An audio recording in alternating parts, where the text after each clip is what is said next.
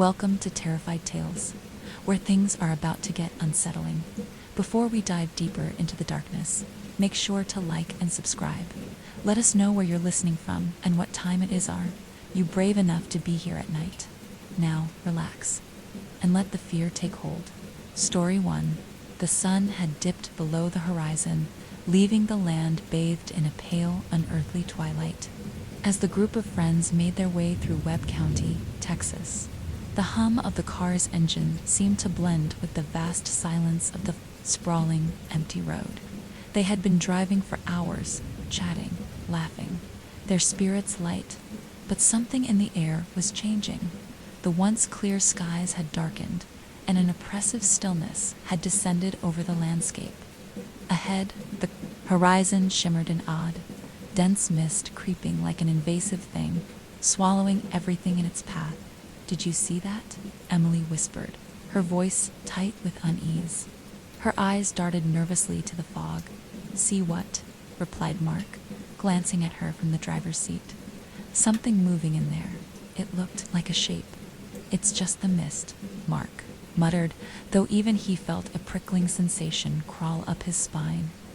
The air had grown thicker, more suffocating.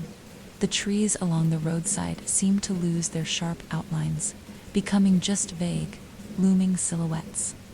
The fog wasn't just a weather pattern.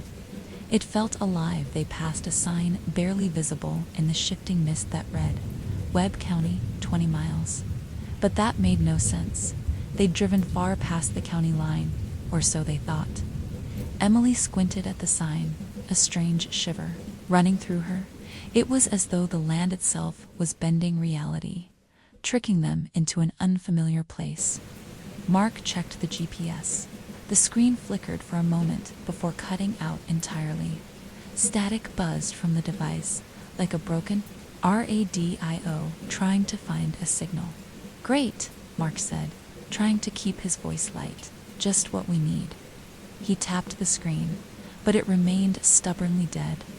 The engine hummed on, the tires gliding over the asphalt, but everything felt ...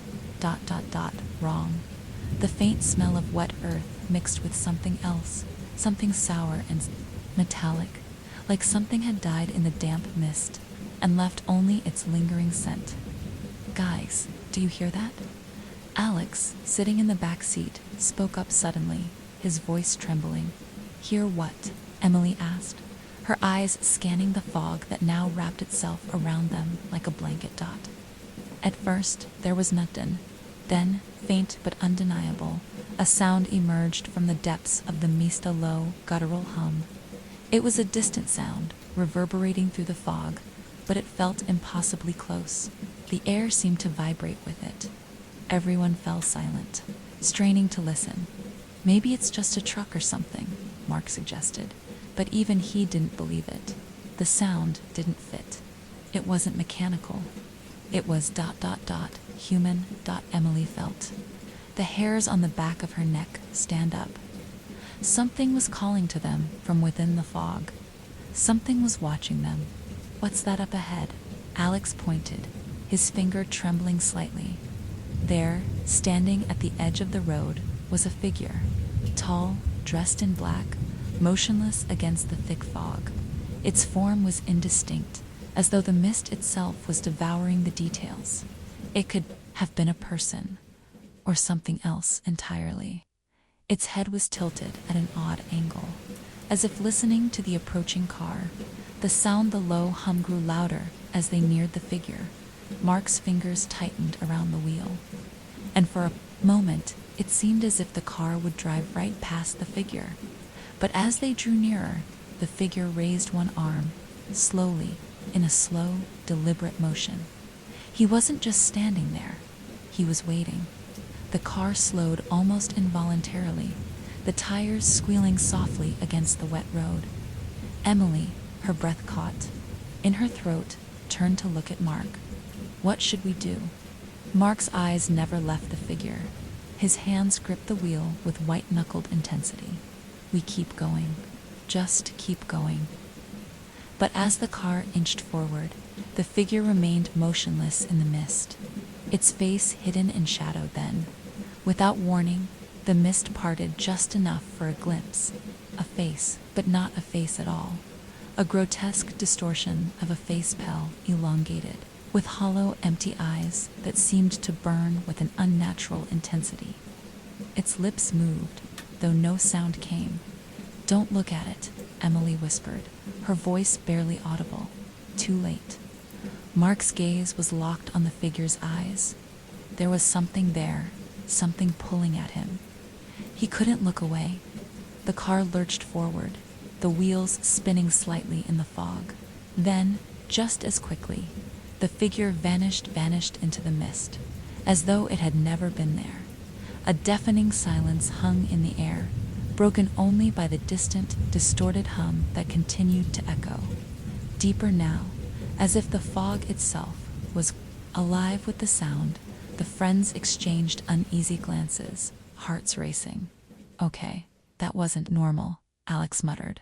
Mark's voice trembled slightly. I think we should turn around. This isn't right." But when he looked back at the road, the fog had grown thicker. He couldn't see more than a few feet in front of the car. The road ahead was a wall of white dot, and somewhere deep within that fog, something stirred. The air inside the car grew unbearably thick, like breathing through damp cotton.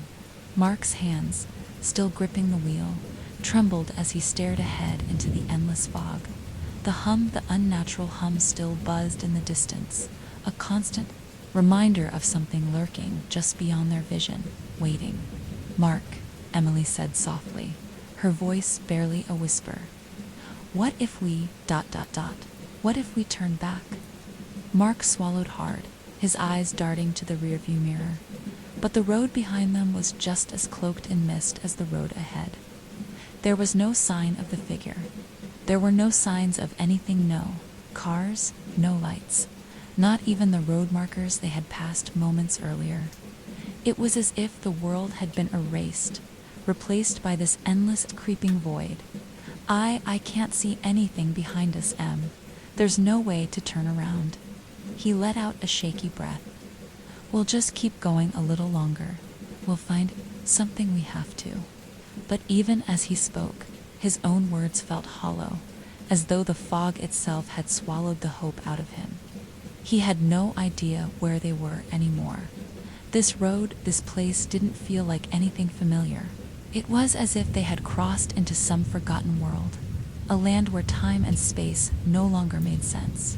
"Maybe we should have never come out here," Alex said, his voice thick with anxiety. "I mean, what kind of place even is this? It's not right, this whole thing. It's wrong." A flash of movement in the corner of Mark's eye jerked his attention to the side of the road. But there was nothing there, just the vague shapes of trees, their trunks lost in the swirling fog. "Don't start freaking out, Alex," Emily said, her voice tinged with unease, but also an effort to calm him. "It's just the fog. It's messing with our heads." "This isn't just fog." He turned back toward Mark. "Look at the GPS. I told you, we're off the map. That last sign marked that wasn't right." Mark reached for the GPS, his hands trembling, and with a few taps, the screen flickered back to life. But there was no map, no route, no direction, just a flashing icon where the car's location should be. We've lost signal," he said, his voice cracking slightly. "It's like we've disappeared." His words hung in the air as the fog pressed in tighter, the mist growing thicker, heavier, almost threatening. The car's headlights barely cut through the swirling white mass. The road ahead twisted, wound around unseen curves, and there was nothing to indicate they were going in any particular direction. They passed another sign, this one older, its edges frayed but still legible. "County Road 466, dead end in 2 miles." Emily frowned, squinting. "Wait, what? That road didn't exist before. It wasn't on the last sign, was it?" "No," Alex answered quietly, his voice distant. "It wasn't." Mark could feel the weight of the uncertainty pressing in on them.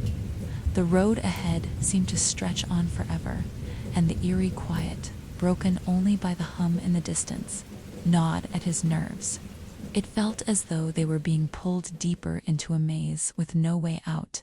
"Let's just follow the road," Mark said, trying to steady his nerves. "We'll find an exit or something. We'll get out of here." But as they continued driving, the fog shifted in strange patterns, pulsing, as if breathing. It didn't look like any fog they had ever seen before. There was something unnatural about it, like it wasn't just a weather phenomenon, but a force, a presence. The headlights flickered once, then twice. The engine sputtered as if it, too, was losing its strength. But before Mark could say anything, a shape emerged from the dense mist ahead. At first it was just a shadow, indistinct, but as they drew closer, it became clearer. A house, a small, dilapidated shack, standing alone at the edge of the road. "Is that real?" Emily asked, her voice trembling. The house was old, sagging, as if it had been abandoned for decades. Its wooden boards were rotting, and the windows were boarded up, some of them barely holding together by fraying nails. The porch was littered with debris-old, broken furniture. A shattered lamp and what looked like a rusted chain hanging from one of the rafters. Mark slowed the car, his foot hovering above the brake. The house didn't belong here. It didn't belong in this fog, in this twisted place. "Should we stop?" Alex asked. But there was something in his voice that wasn't just fear, it was curiosity. A deep, gnawing need to understand where they were. "No," Mark said firmly, shaking his head. "We're not stopping. We need to keep moving. We're going to find a way out of this." As they passed the house, the front door creaked open, slowly, uneasily. It was as though the house itself was waking up, responding to their presence. Then, through the cracked boards of the window, Mark saw something. A figure, not a person, at least not entirely. It was standing in the window, its face obscured in shadows. Its arms were unnaturally long, its fingers curled grotesquely around the window frame. For a brief second, Mark could see it as empty, dark holes that seemed to swallow the light. He slammed his foot down on the gas pedal, jerking the car forward, but the figure fixed it in the window. It didn't move. And then, just as quickly as it had appeared, the fog closed in again, and the house vanished from view. But it wasn't gone. Mark could feel it. The house, whatever was inside, it was still there, watching. They were not alone. The car sped through the fog, its engine now growling beneath the strain. The headlights cut through the white void, but it felt like they were slicing through layers of air thickened with something much more sinister than just mist. The world outside had become a swirling, impenetrable haze. Everything felt isolated, removed from reality. Alex's breathing was sharp, shallow, as though each inhale was harder than the last. He glanced nervously out the window, but all he could see were shadows, figures barely there, hiding just behind the veil of the fog. Every time he blinked, he saw them, strange shapes flickering at the edges of his vision. "Did you see that?" Emily's voice cracked the silence, barely louder than a whisper. Mark didn't need to ask what she meant. He felt it too. The presence, the sensation of being watched, something cold creeping into his bones, despite the car's warmth. "Nothing out there," he muttered, trying to convince himself as much as anyone else. But his eyes kept darting back to the rearview mirror. The road behind them was still thick with fog, the shadows lingering in unnatural stillness. The figure in the window, the house, they couldn't have been real. They couldn't have. A figure moved through the mist, up ahead. At first, Mark thought it was just a trick of the fog, but then the shape grew clearer, more defined, and with it, a chill ran through him. There was someone standing by the side of the road, a man, tall, gaunt, his features obscured by the swirling fog. His body was rigid, unnatural, like a mannequin, placed in the middle of the road for some twisted reason. His clothes were old, frayed at the edges, and they fluttered slightly as if stirred by an invisible wind. He didn't move, he just stood there, his body tilted slightly to the left, facing the car. Yet his eyes were hidden in the dark folds of his hood. The car slowed without thought, as though it was compelled to do so. Mark's foot pressed lightly. On the brake, the closer they got, the more the figure seemed to shift. It wasn't quite right. There was something wrong with the way he stood, with the way his arms hung at his sides, stiff and unnatural. It was like he wasn't alive at all, Emily gasped. Is he waiting for us? Alex's voice shook. Don't stop the car. But it was too late. The car had come to a slow halt. To fill the entire space, it wasn't a human presence. It was something else, something darker, older, something that had been waiting for them, watching them, long before they'd even reached this forsaken place. Maybe he needs help, Emily whispered, her voice tight with uncertainty, though she already knew it was a stupid idea. This wasn't someone who needed help. This was someone who had been drawn to them by the fog itself. Mark swallowed, his throat dry, and looked at the man once more. Something deep inside him wanted to drive past, to escape the suffocating pull of the figure, but his body wouldn't obey. His eyes locked onto the shadowed figure, and for a brief second, he saw something flicker beneath the fabric of his hood. A movement, not a person at all. The figure's arm unnaturally long, impossibly thin, raised slowly, reaching out toward the car. Mark's breath caught in his throat. It was like watching something in a nightmare, a thing that shouldn't move, a thing that shouldn't be real. But it was. The skin was pale, stretched tight across the bones, and as it reached toward the car, a gust of cold air poured through the cracked window. Mark, Emily's voice broke through the dais. We need to go now. Mark's foot slammed down on the gas, jerking the car forward, but not fast enough. The man's hand brushed against the side mirror. Just a touch, a single light scrape against the glass.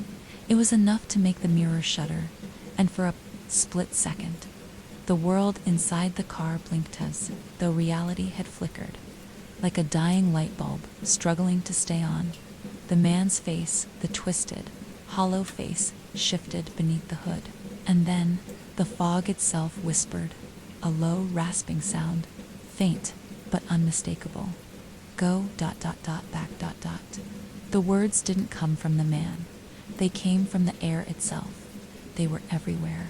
The fog breathed them out, seeping into the car, curling through the windows, slipping into their ears like a venomous kiss. The figure in the rearview mirror disappeared. Go back, Alex hissed. What does that even mean? But the mist was closing in, and the road was narrowing. The figures at the edges of their vision were multiplying, shifting in and out of view. They were no longer alone on the road. Drive faster, Mark, Emily screamed, her hands gripping the seat. Please. Mark's foot slammed down on the gas pedal again. The car surged forward, tires screeching as they sped through the fog, the hum growing louder, more distorted. Shadows moved at the edges of their headlights, darting in and out of view. The road ahead twisted and turned unnaturally, the fog thickening again, pressing closer as if it were a living thing. And then, just as they thought they were escaping, the road shifted. The fog opened just enough to reveal a new sign that hadn't been there a moment before, not on any of the previous roads. The words on it were blurry, faded, but they were unmistakable. Dead end, turn back, before they could react. A new figure appeared just ahead, walking toward them with that same unnatural, jerky pace. Another figure. But this one was different, and it was closer. The car's headlights cut through the fog in a frantic, pulsing rhythm. The road twisted unnaturally beneath them, winding in curves that shouldn't have been possible, each bend leading them deeper into the mist, farther away from the world they had known. Mark's hands gripped the wheels so tightly his knuckles were white, and his heart hammered against his ribs. Matching the wild thrum of the engine, the fog seemed to press against the car like an entity alive, watching. The figures had multiplied, shadows flitting just outside the light, darting and vanishing before their eyes. Each time Mark looked, he saw something different, a fleeting glimpse of a face, a twisted limb, a flash of eyes that glowed faintly. From within the fog, the temperature in the car dropped suddenly, chilling them to the bone, the moisture in the air settling like a damp shroud over their skin. It wasn't just the weather anymore. It was something else, something that made their breath visible in the air despite the heater running full blast. This isn't just fog, is it? Alex's voice cracked, panic creeping into his words. We're in something else. Mark didn't answer. He couldn't. He didn't know how to explain what they were all feeling. The growing sense of being trapped, of being pulled deeper into something they didn't understand. The sign, the one that had just appeared, was still in his mind, burning into his thoughts. Dead end. Turn back. A message, but from where? From what? Who had written it? Why was it so insistent? Emily was staring out the window now, her face pale, her lips trembling. Mark, ... Look. Please look. Mark glanced over at her, then followed her gaze to the side of the road. Another figure was emerging from the mist, this one much closer. It was a woman. She stood motionless at the edge of the road, her body swaying slightly, as if caught in an invisible breeze. Her hair, long and black, hung down in tangled strands. Around her face, which was obscured in shadow, the rest of her figure, her clothes, her posture seemed to blend into the fog itself, like she was a part of it, a living manifestation of the mist. The car's headlights shone directly on her, but she didn't flinch, didn't move, as if she was an immovable object in the face of their approach. Mark, don't stop. Alex's voice trembled as he reached forward, grabbing Mark's arm. Drive through her. Don't slow down. Keep going. But before Mark could react, the woman raised her head slowly, her gaze locking onto the car. The instant their eyes met, an overwhelming sense of dread surged through him. It was like falling into a bottomless pit, like being dragged into an abyss. Her eyes dark, hollow, almost too wide, seemed to consume him, pulling him into the black void behind them. The fog pulsed again, the mist shifting, moving in unnatural waves. Then snapped. The woman's body jerked forward, not with the graceful movement of a human being, but with an unnatural, broken contortion, like a doll pulled by invisible strings. Her neck twisted at an impossible angle, and for just a moment, Mark saw her face. It was a grotesque, hollow visage, her features distorted, her mouth stretched too wide, her skin like wax thin and translucent, stretched over bones that seemed too large for her frame. A low, guttural sound emerged from her, something between a wail and a laugh, scraping at the edges of his sanity. Run. It wasn't a whisper. It was a command. It seeped into their minds, curling around their consciousness, urging them to act, to escape, to survive. Mark slammed his foot onto the gas pedal, the tires screeching in protest as the car lurched forward. But as the car accelerated, the fog itself shifted around them. The road before them bent and twisted again, forcing them to veer left, and there just ahead was another figure, standing at the center of the road. Another man. His eyes glowed, faintly from beneath the hood of his coat, and his mouth was frozen in a silent scream. Mark jerked the wheel to the right, swerving sharply, but the figure didn't move. They were going to hit him. They were. The man disappeared, vanished, like the fog had swallowed him whole. What the hell is going on? Emily shouted, her voice raw, filled with desperation. Why do they keep appearing? Where are we? What is this place? Mark couldn't answer. He didn't know. The road ahead wasn't a road anymore. It was an endless stretch of nothingness, just white mist and shadows. The GPS had died again, flickering in and out of existence. The signs were becoming even more nonsensical. The familiar places they had passed earlier were now replaced by warped, unfamiliar streets that didn't exist on any map. This wasn't Webb County anymore. This wasn't anywhere, and yet they were still driving. How much longer? Alex whispered from the back seat. His voice was thick with fear. How much longer until it's over? Mark didn't answer, because the truth was, he didn't think it would ever end. The fog had them. It was pulling them deeper, suffocating them in its grip, erasing the world outside, and turning everything they knew into a twisted, indistinguishable nightmare. Then, ahead of them, there was something different to light. A soft, pale glow, barely visible through the fog. Is that a town? Emily asked, her voice hopeful, yet strained. Maybe there's someone there. Maybe we can find help. But Mark didn't know if it was a town, a safe place, or something far worse. Still, they had no choice but to follow the faint glow, like moths drawn to the flame. As they approached the light, it pulled them in, drawing them closer with an unnatural force. It didn't flicker or waver like a streetlight should. It stayed constant, unwavering, too perfect. And just as they reached it, they saw the sign. Another sign, appearing out of nowhere. Its words almost illegible in the thick mist. The car rolled to a stop at the edge of the sign, the tires crunching against gravel that felt wrong, foreign. The fog had thickened even more as they approached the light, as though the mist itself was alive, closing in tighter, suffocating their every breath. The air was damp, heavy, pressing against the windows, and for the first time since they'd entered the fog, a silence natural and oppressive settled around them. It was as if the world had stopped moving, as if the town before them existed in some fractured moment. A place outside of time. Emily shifted uncomfortably in her seat, her hands gripping the edges of her seatbelt, her fingers white. What? Is this place? It feels wrong.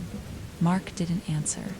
His eyes were locked on the town ahead of them, a shadowed mass barely visible through the thick veil of fog. It was there, but it shouldn't have been. There shouldn't have been anything. Here, no buildings, no streets. The sign had appeared out of nowhere, its words fading as if they didn't belong to the world they had come from. Maybe we should just go through it, Alex said, his voice unsteady. We need to get out of here. We're stuck, guys. But even as he spoke, Mark could feel it, the pull of the town, the unnatural gravity that seemed to draw them in. His heart was beating too fast, each thud a frantic warning to turn around. But his body refused to obey. It was as if something inside him was telling him they had no choice but to keep moving forward, to walk into whatever nightmare lay waiting. The fog around the car was still. It wasn't swirling like it had been before. It was almost as if the fog had stopped to watch them, to wait for them to make the next move. The headlights flickered, just once, as if protesting, before steadying again. A voice, soft, distant, suddenly whispered through the open window, so faint that Mark wasn't sure if it had been real. Help, help me. The voice was a woman's, young and desperate. But it didn't belong to Emily, and it didn't sound like anyone they knew. It was an echo of sorrow, a ripple in the thick silence. Without thinking, Mark's hand reached for the door handle. He didn't know why. He couldn't explain the sudden impulse to open the door, to step into the thick fog, to follow the voice. It was like the town, like the fog, was calling to him, asking him to come inside, to discover its secret. But before he could touch the handle, Emily grabbed his arm. Mark, no, she whispered, her voice trembling. It's not real. Please, don't.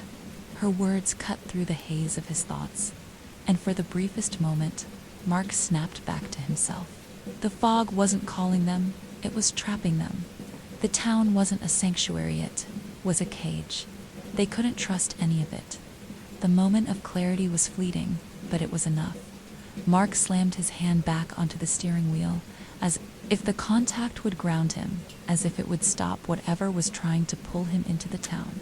You're right, he muttered, his voice hoarse. We need to leave.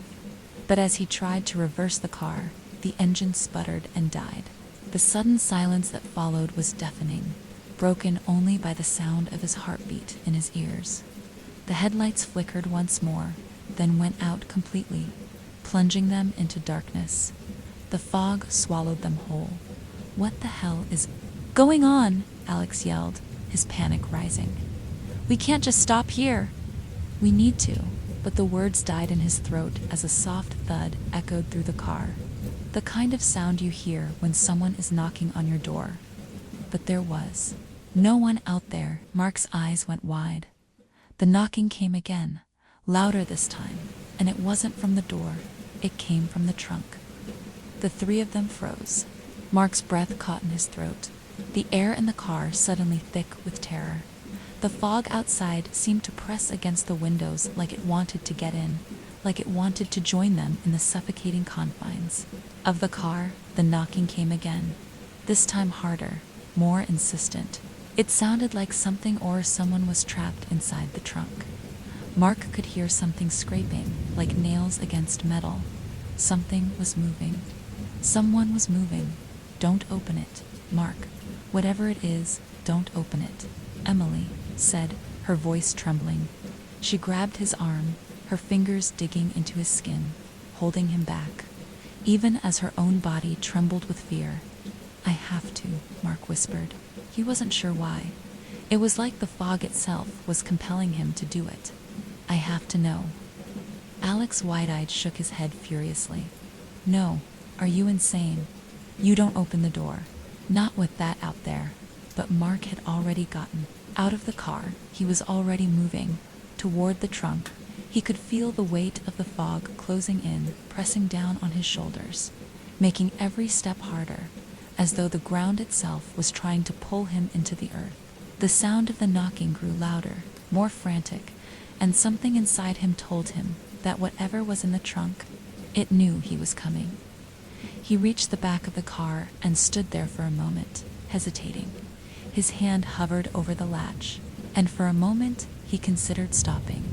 But then bang, the knocking came again, so loud, so sudden, that it rattled his bones. He could feel it. Feel the thing inside the trunk, pushing against the sides, thrashing against the walls. Whatever it wasn't human. It wasn't anything that belonged in this world. Mark grabbed the latch dot with a slow, deliberate motion. He opened the trunk, and before he could even process what he saw, a hand long, spindly, like the one he had seen before, shot out from the dark. It grabbed his wrist with a vice-like grip, and in the instant that followed, the fog roared. A shriek tore through the night, so loud that it cracked the very air, shattering everything around them. The figure in the trunk didn't want to be freed. It wanted them. Mark's breath caught in his throat as the hand that shot from the trunk tightened its grip. The fingers, long and gnarled like withered tree roots, dug into his wrist with unnatural strength. The coldness of the touch seeped into his skin, sending a shockwave of icy dread through his veins. His heart thudded in his chest, each beat like a drum, signaling the end. He tried to pull away, but the grip was like iron, unyielding, dragging him closer to the trunk, closer to whatever thing lurked inside. The fog seemed to pulse around him, swirling in unnatural patterns as if it had a life of its own, pressing in from all sides. "Mark, no!" Emily screamed from the car, her voice a desperate plea that barely broke through the storm of fear surrounding him. "Let it go, please." But Mark couldn't move. The hand was pulling him in, dragging him toward the trunk. The sound of the fog became a low, wet hiss, like something was breathing just behind him. The air grew heavier with every passing second, and the world around him seemed to shift and warp, as though he was slipping between dimensions. And then he saw it. The trunk, now fully open, revealed the thing inside. It wasn't just a figure, not just an apparition. It was a creature. Its body was twisted and malformed, its skin a dull, mottled gray that seemed to melt into the fog, its limbs too long and bent at impossible angles. Its face was a horror of empty sockets, where eyes should have been only dark, shifting voids, swirling like miniature black holes. It didn't have a mouth, not in the way humans did. Its skin parted in jagged lines, revealing a gaping maw that opened wider than any human jaw could, filled with rows upon rows of sharp, glistening teeth that seemed to stretch on forever. The smell that poured out from it decay, and something else was suffocating, a thick stench that made Mark gag. The creature's hand tugged again, pulling him closer to that yawning abyss. Mark. Emily's voice cracked, raw with terror. Get away from it. But Mark was paralyzed. The thing in the trunk wasn't just grabbing him, it was feeding on his fear. Its very presence was suffocating, smothering him with an overwhelming sense of dread, filling his head with whispers, thousands of voices, faint and distant, all calling out to him, begging him to listen. You've always known the truth. It's you we've been waiting for. The voices were everywhere, inside his mind, in the fog, in the ground beneath his feet. They were calling out to him, and the longer he stood there, the more his body felt as if it was coming apart. His vision blurred, the edges of the world warping and twisting like something was erasing it. His hand trembled as it gripped the edge of the car, trying to anchor himself in the fading reality. Suddenly, there was a deafening crash, louder than the roar of the fog, louder than the beating of his heart. A voice, human, screamed from within. The town, help. The scream was followed by an unearthly growl, something that vibrated deep in Mark's chest, rattling his bones. It wasn't human, it was alive. An animal sound, something monstrous. And then another voice joined in, and then another. A cacophony of screams and growls and laughter, all coming from the direction of the town.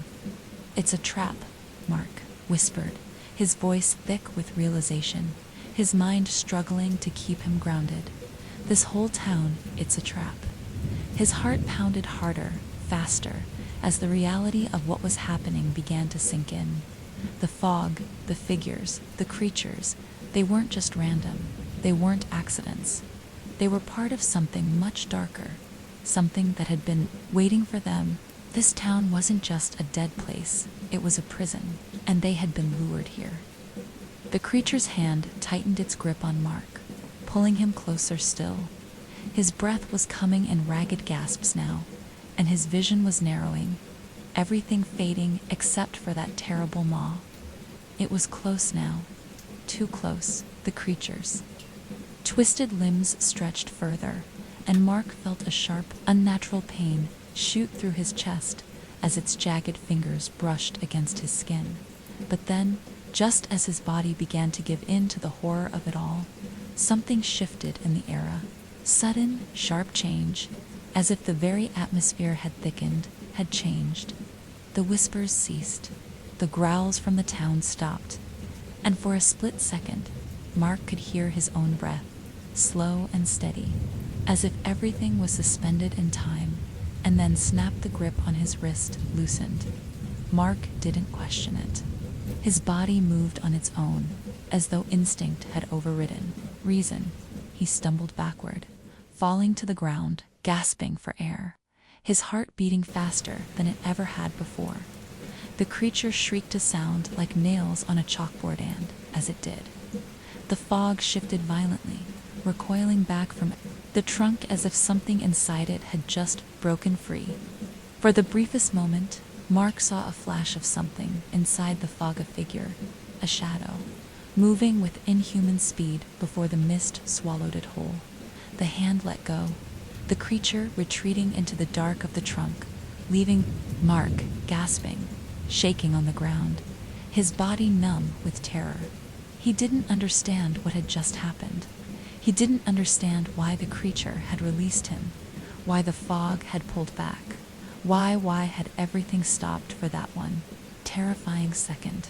But there was no time to think, no time to process. The town of perdition wasn't just a trap. It was the source, the heart of it all. The fog was its keeper, and whatever horrors lurked in that town were its flesh and blood. If they stayed here, They would become a part of it, just like the rest of them.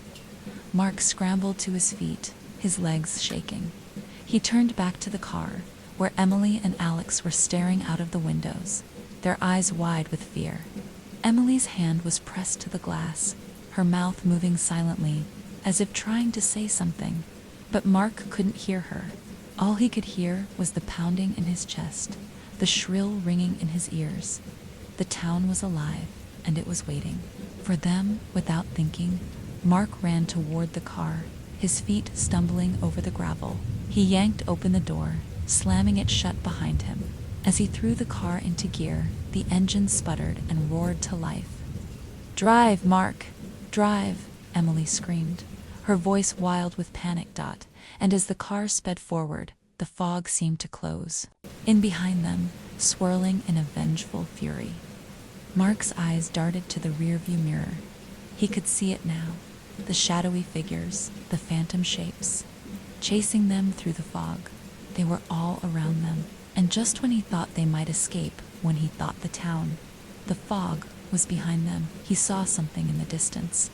Another sign. It read, "Welcome to perdition forever." Asterisk. And so, the fog swallowed them whole. Would they ever truly escape? Or was perdition already a part of them? Would they be lost forever in the endless cycle of the mist? The answers remain in the fog. The car tore through the fog, Mark's hands trembling on the steering wheel, sweat dripping down his face despite the chill. His eyes were fixed on the road ahead, but it felt as if the very air around them was closing in, suffocating them, pulling them back toward perdition. The faint glow of the town's lights flickered in the distance like dying stars.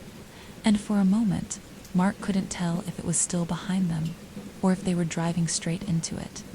Behind them, the whispers returned soft at first, like distant voices trying to be heard through the fog. But as the miles stretched on, they grew louder, clearer.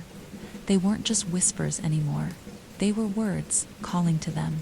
"Come back. We need you. It's too late. ... You belong here." Mark's pulse quickened as the voices wormed their way into his mind, gnawing at his sanity. Every word felt like a knife digging into his skull. He slammed his foot on the accelerator, pushing the car faster, desperate to outrun the sound of those voices, desperate to escape the feeling that the fog itself was alive, a sentient force that would stop at nothing to pull them back. Beside him, Emily was gripping the door handle, her face pale, her breath shallow. She glanced nervously at the rearview mirror, her eyes wide with dread. "Mark, it's not stopping. It's not ... going away." Mark swallowed hard, his throat dry. I know. We just need to get out of here. Just need to get away." Alex, still shaking in the back seat, suddenly spoke, his voice trembling with a raw urgency. "We're not going to make it. You don't understand, man, this thing. This fog, it doesn't just let you leave. It won't stop until we're all gone." Mark didn't respond. He couldn't. The words, Alexa's words, were too close. To the truth, they had been lucky so far. But how long could that last? They'd seen the horrors the fog hid, the things that walked through it. He didn't know what had happened to them all, what price they had paid by simply existing in that place. The car hit a bump in the road, snapping Mark out of his spiraling thoughts. He blinked, glancing down at the dashboard, trying to focus. But then something caught his Aja figure, just on the edge of the road. Standing still in the fog, it was a person, or at least it looked like a person. Mark slammed his foot on the brake. The car screeched to a halt. The figure stood motionless in the middle of the road, its outline barely visible through the mist. It was tall, unnaturally tall, and its head was tilted slightly too, one side, as if listening, waiting. "Mark, no," Emily shouted, her voice breaking, but it was too late. Mark's hand had already moved to the door handle, his body moving before his mind could stop him. He didn't know why. He couldn't explain the sudden, overwhelming compulsion to open the door and step outside, to approach the figure.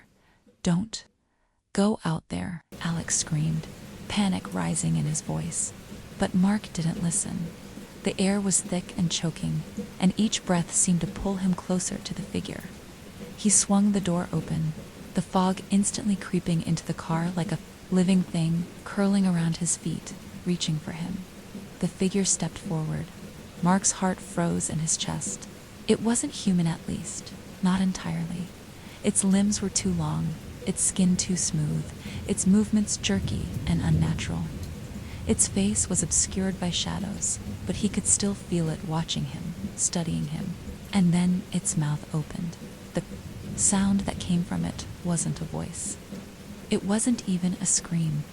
It was a suction, a deep, hollow noise, like the sucking of air through a void, a pulling sound like something ancient and unknowable trying to drag him in. Mark stumbled backward, his heart pounding in his chest, but his legs refused to obey. His feet were glued to the ground, the fog swirling around him, pulling at him with each passing second. He wanted to scream, but no sound came. His eyes locked on the figure's gaping mouth, the shadowed void that seemed to grow, expanding, as if it were a trap, a black hole. And then the voice, it was the same voice they'd heard in the trunk. The voice that had whispered to them from the fog. But now it was louder, clearer. It came from the figure itself, resonating in Mark's mind. You cannot leave. Not now, not ever. You are ours. The voice stretched the words, as if they were part of the fog, as if the fog was the voice, the figure, the trap. Mark's stomach twisted, and for a split second, he felt himself being pulled toward it. The world around him fading into nothingness, but then Emily. She screamed. Her voice was sharp, desperate, a lifeline through the haze of terror. Mark, don't. Her voice snapped him back, just in time. He wrenched his body away, pushing himself back toward the car. He didn't look back. He couldn't. He couldn't risk looking back at that thing that was more than a thing, more than anything human. He reached the car door, his fingers trembling as he slammed it shut behind him. Mark turned the key in the ignition. With shaking hands, the engine sputtered, the lights flickered, and then, in one violent motion, the car surged forward, tearing through the fog faster than before. Faster than Mark thought was possible. But the road was twisting and bending beneath them. Wrong, it was no longer the road they had been traveling on. It was changing. The ground beneath them was shifting, the world warping. The figure wasn't gone. It was following them. He could feel it in their bones, the weight of its presence pressing down on them, stretching across the fog. It was in the air, the mist itself. It was all one thing, a sentient force, a predator hunting them. And as Mark's grip on the wheel tightened, a sickening realization filled his gut. The fog had never been trying to trap them. It had been waiting for them. The road twisted violently beneath them, curving and stretching in ways that defied logic, as if the land itself were alive and pulling them deeper into its maw. Mark's hands gripped the wheel so hard his knuckles turned white. His breath came in short, panicked bursts, and despite the fog pressing in from all sides, the air inside the car felt too thick, suffocating. It was as if the very atmosphere was laced with the malignant presence of the thing chasing them. "What's happening to the road?" Emily gasped, her voice panicked, barely above a whisper. Her hands were pressed to the side window, but the fog outside was thick enough to blot out anything beyond a few feet. The trees, the horizon, everything had vanished. We're not moving in a straight line anymore. The road's warping. As if on cue, the car jerked hard to the right, making the tires squeal. Mark fought with the wheel, trying to regain control, but the force was overwhelming, as though the car itself was no longer following his commands. It was as though something else was steering them. "Mark, stop," Emily screamed. "You have to stop. Look at the lights." Mark's eyes shot toward the rearview mirror, and his blood turned to ice. The town was there right behind them, But it wasn't the same town they had seen earlier. This town was wrong. The lights were dim and flickering, and the buildings seemed to rise too high, distorting in the fog, stretching upward like towers made of nightmares. The streets were eerily empty, but the air was thick with a pulse, a deep, ominous thrum, like the sound of a heart beating in the dark. The buildings around them seemed to bend inward, their windows black like the void. That's not the town we left," Alex said, his voice trembling. "It's different." A low groan rumbled through the car's engine, and Mark's heart skipped a beat. The vehicle jerked again, this time almost throwing them from their seats.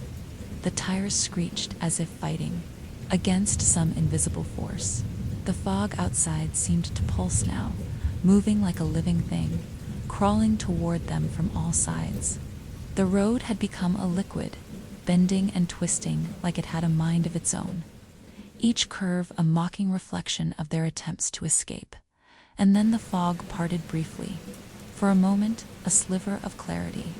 The lights flickered, and in the distance, he saw at the crossroads, at the intersection, stood a figure. It was tall, cloaked in tattered rags, its face hidden by the shadows of its hood. It was standing still in the middle of the road, waiting, and though Mark couldn't see its face, he felt it, the eyes. The sensation of being watched, of being known.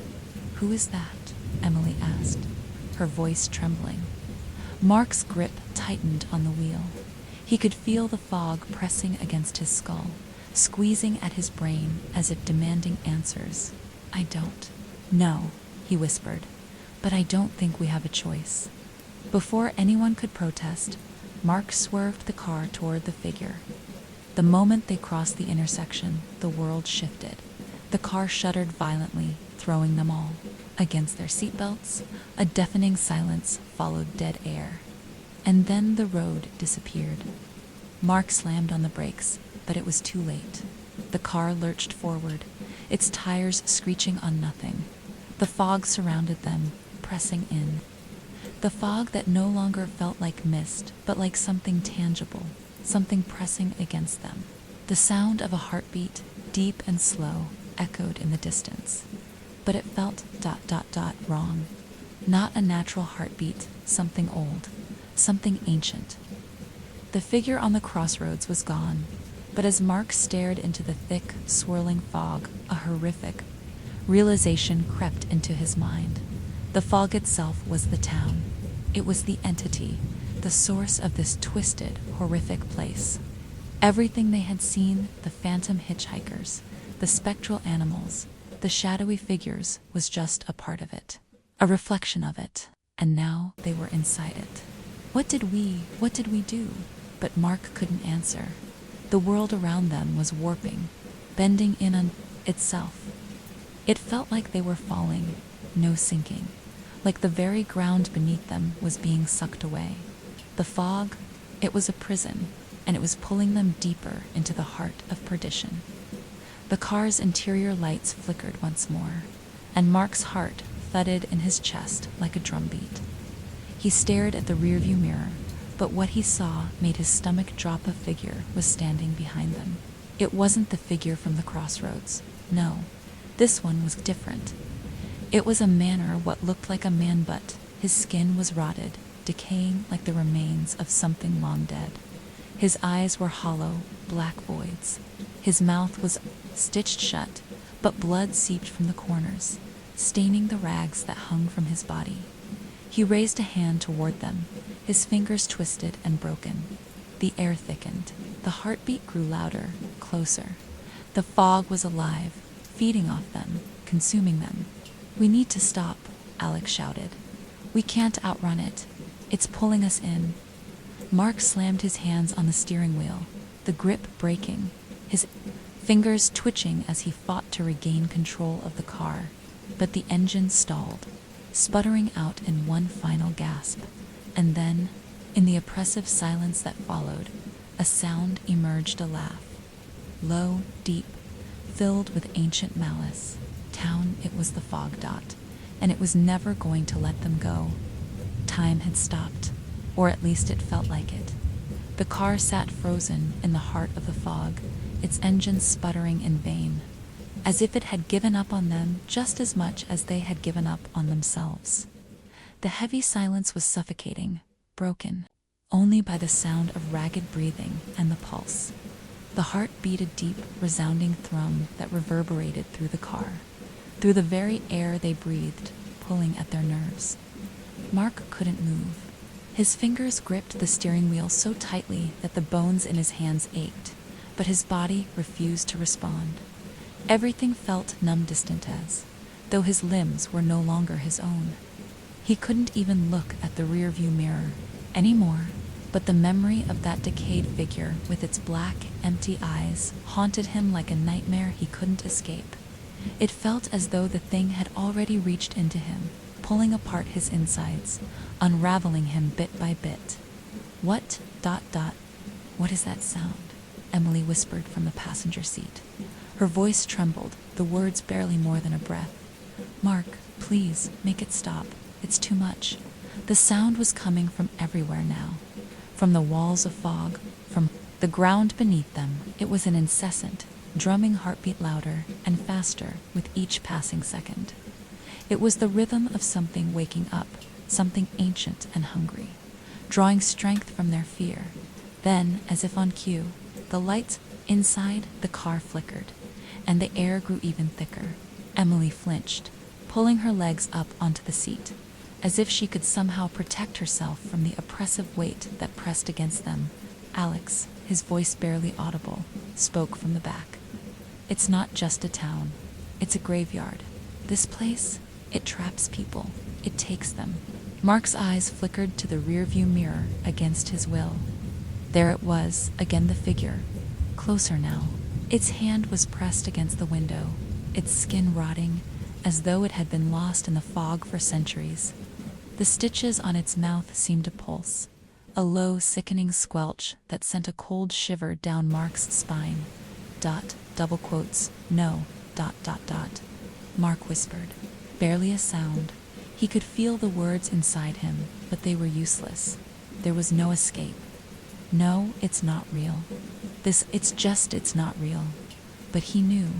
He knew in the pit of his stomach that the town wasn't just a place. It was a trap. It was a mausoleum, a prison of the lost, and they had stumbled into its domain. And worse, they were becoming a part of it. There was a sudden, sharp knock. On the window, not the fog, but a tap, like a knuckle against glass. Mark recoiled, his heart slamming in his chest.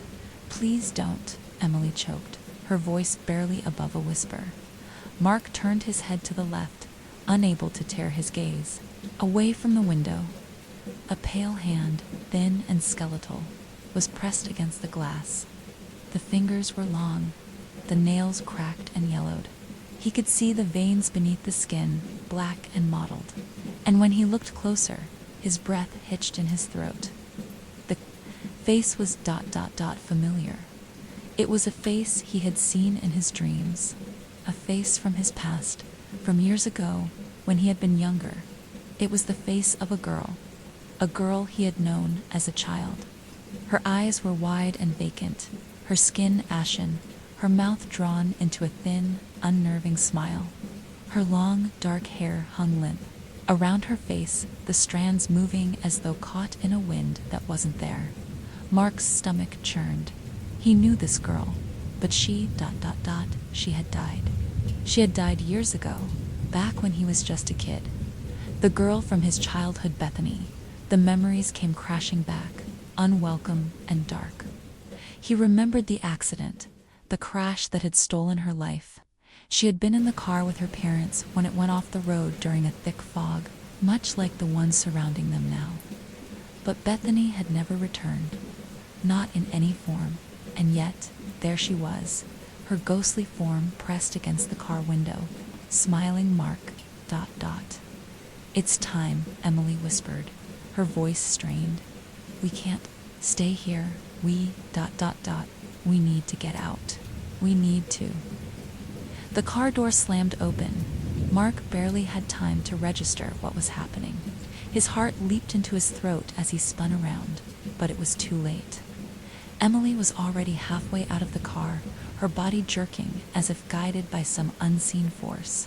She wasn't running. She was walking toward the fog, toward the figure, toward the thing that had been calling them. "Emily, no," Mark shouted, reaching for her, but it was as if his body refused to obey him. His legs were leaden, frozen. She didn't even glance back at him as she walked farther into the mist, the shadows swallowing her silhouette. "Emily," Alex screamed. From the back seat, his voice raw with panic. But Emily's feet didn't falter. She moved forward like a sleepwalker, her eyes fixed on something beyond the fog. The heartbeat grew louder in the air, and with each pulse, the fog seemed to expand, swallowing the car, swallowing everything around them. Mark's vision blurred. His heart pounded in his chest, as if it too were trying to escape. He watched, helpless, as Emily disappeared into the swirling mists. "We've lost her," Alex whispered in horror. And then, from the dense fog, another figure appeared. It was not Emily, it was Bethany, or what was left of her. Her face, a grotesque mask of decay and hollowness, stared through the fog at Mark. The smile had widened, impossibly so, to reveal rows of teeth sharp and jagged, like the fangs of a predator. She reached her hand toward him, her fingers twitching unnaturally, beckoning him to come. "You belong to the fog now, Mark," the ghostly girl whispered, her voice a hollow echo from the past. "You will stay with us, ... forever." The world around them began to shudder, vibrating with an unnatural energy. The heartbeat intensified, as though it were the pulse of the earth itself. Mark knew with terrifying certainty that they were no longer alive. They were already lost. Mark's breath caught in his throat as the fog pressed in closer, suffocating everything around him. The car was no longer a sanctuary. It had become a tomb, a vessel lost at sea in an endless storm of mist and shadows. The pulse of the heartbeat thing that had chased them since the moment they crossed into this desolate stretch of road beat through the very air, rattling their bones, shaking the foundation of reality. And Emily was gone. The last image of her, her body walking into the fog like a marionette with strings pulled by something far darker than any force of nature, haunted Mark's mind. He could still hear the soft, steady thrum of the heartbeat beneath everything, like it was part of the earth itself, like it was alive, waiting. Mark stared through the windshield, his eyes tracing the fog that seemed to breathe with a life of its own. The girl Bethany, her decayed form pressed against the glass, that twisted, impossible grin still stretched across her face. Her eyes hollow black holes locked onto his, and though she had not moved, Mark could feel the weight of her presence, her hunger. She wasn't just haunting him. She was calling to him, pulling him deeper into this place. "Mark," Alex whispered from the back seat, his voice a ghost of what it had once been. We need to leave, please. We can't stay here." Mark's hands gripped the steering wheel, his fingers digging into the leather as though he might crush it beneath his knuckles. He was sweating, his body trembling, but he couldn't tear his gaze away from Bethany's grin. Her eyes were too knowing, too empty, as though they were pulling something out of him, something he couldn't understand. He heard a creak behind him. It was Alex moving, shifting, but the sound was ... wrong, too slow, too deliberate. Mark's heart hammered in his chest, and he turned his head to find Alex standing up, but his movements were jerky, unnatural. His face, pale as death, was locked in a grimace of pain, his hands clawing at his throat as though something were choking him from the inside. What's happening?" Mark's voice was tight, almost strangled with fear. Alex's eyes were wide, unblinking. His pupils had dilated to pinpricks, his mouth working open and closed like a fish out of water. Then, in a voice that was not his own, too deep, too guttural, he spoke, "They are waiting for you, Mark."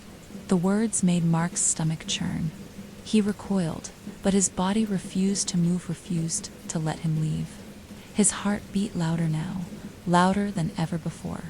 It filled his ears, and everything else seemed to disappear, just the fog, and the heartbeat, and the sickening sound of Alex's voice, twisted and broken. They, ... Alex's voice rattled again. They will come for you too. Suddenly, Mark felt the car shift beneath him. It was subtle at first, like a shift in the foundation of the earth, but it grew stronger, the vibrations intensifying. Then came the sound of scraping. It was slow at first, like the soft scrape of fingernails against stone, but it built in intensity, becoming something deeper, darker, like the tearing of flesh from bone. "Mark," Alex croaked, his head tilting, at an unnatural angle. Don't look." It was too late. Mark's eyes snapped to the rearview mirror. There they were there. The figures, ghostly, spectral, swaying in the thick mist. More of them now, countless figures, each one twisted and malformed. Some of them were people, some were animals, their bodies contorted into unnatural shapes, faces without eyes, mouths too wide, their skin pale and rotting, their forms shifting as though made of smoke. But it was the smile, the wide, grotesque smile of the first figure, the one that had followed them since the crossroads, that stood out. It wasn't just a smile. It was an invitation. It was hunger. "No," Mark gasped, his voice hoarse as he slammed his foot on the accelerator. But the car didn't move. It didn't budge. The engine sputtered, choked, and died. "Please, we have to move," Alex pleaded, his face now barely human. His eyes were wild with fear, his mouth twitching with some kind of unnatural, mechanical smile. We can't stay here. They want us. They'll take us, ... One by one, the fog had swallowed them whole. There was no road anymore, no landmarks, just endless, swirling white emptiness and the presence of those things. The figures that were not quite human, their forms twisted like they had been stretched too thin by some malevolent force. They were closer now, surrounding the car, their hollow eyes staring into the vehicle. "Get out." The voice was a whisper, but it was loud in Mark's ears. It came from everywhere, from the fog, from the figures, from the deep, dark pulse of the heart. A command, an order. The fog pressed in, wrapping around them, and Mark could feel it, the suffocating weight, the crushing pressure. The demand for him to leave, to give in, to give up, double quotes, Mark, ... Please, ... Don't leave me. Alex's voice broke through the chaos. But it wasn't Alex anymore. It was something else, something mimicking him. The words were wrong, the voice distorted, unnatural. The figures were at the car now, their faces pressed against the glass, their breath fogging it up. They were smiling, all of them were smiling, their mouths stretching too wide, too unnaturally. Mark could hear them now, their whispers, soft and beckoning. They were calling his name, Mark, ... We've been waiting for you. He knew then that there was no escaping. The fog had claimed them. They were already lost. The heartbeat, the creatures, the rotting faces of the same thing. A single entity, ancient and boundless, drawing them into the eternal darkness. And Emily was gone. The car door creaked open, the figures pulling at the metal, their hands reaching toward him with eager, hunger-filled grins. Mark's body refused to move, his legs stiff and unyielding. He couldn't breathe. He couldn't think. He was already trapped, and the fog was closing in around him, swallowing his last moments of consciousness.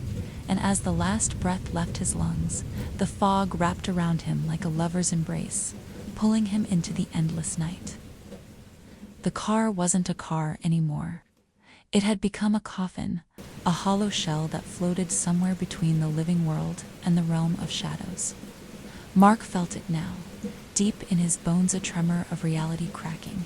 He could feel the fog pressing into him, seeping into the cracks of his skin, filling him with a coldness that reached into his soul. There was no escape, no way out, but he wasn't dead yet. Or was he? Mark couldn't tell anymore. The boundary between the living and the dead had blurred, and now it felt as though he was slipping through it like sand through an hourglass. The figures outside the car, their grins so wide, their eyes so empty, continued to press against the glass. Their movements were slow and deliberate, as if they were savoring every moment, every heartbeat. There were more of them now. Hundreds, maybe thousands. More than he could count. They filled the fog, swirling in and out of the mist like dark ghosts, their bodies shifting in unnatural angles, as though they had been twisted into forms that were never meant to exist. Mark could feel them inside him now. Their presence was a suffocating weight on his chest, pressing him down as though they were pulling his very life force into the fog. His body felt heavy, his limbs stiff and unresponsive. He tried to move, tried to scream, but no sound escaped his lips. Alex sat next to him, staring straight ahead. His face was still pale, but there was something different now, something darker. His eyes had glazed over, his pupils fixed on the fog outside. He no longer seemed human. It was as if whatever had taken Emily was now in him. Slowly, with jerking motions, Alex began to move, his head tilting at impossible angles, his mouth stretching into a grotesque hollow smile. Alex's voice was not his own. It came in soft, raspy whispers, like a chorus of voices, speaking at once. The words seemed to vibrate the air around them, seeping into Mark's ears, sinking into his mind. "You don't understand, do you? We are part of this place now. You were always meant to be here."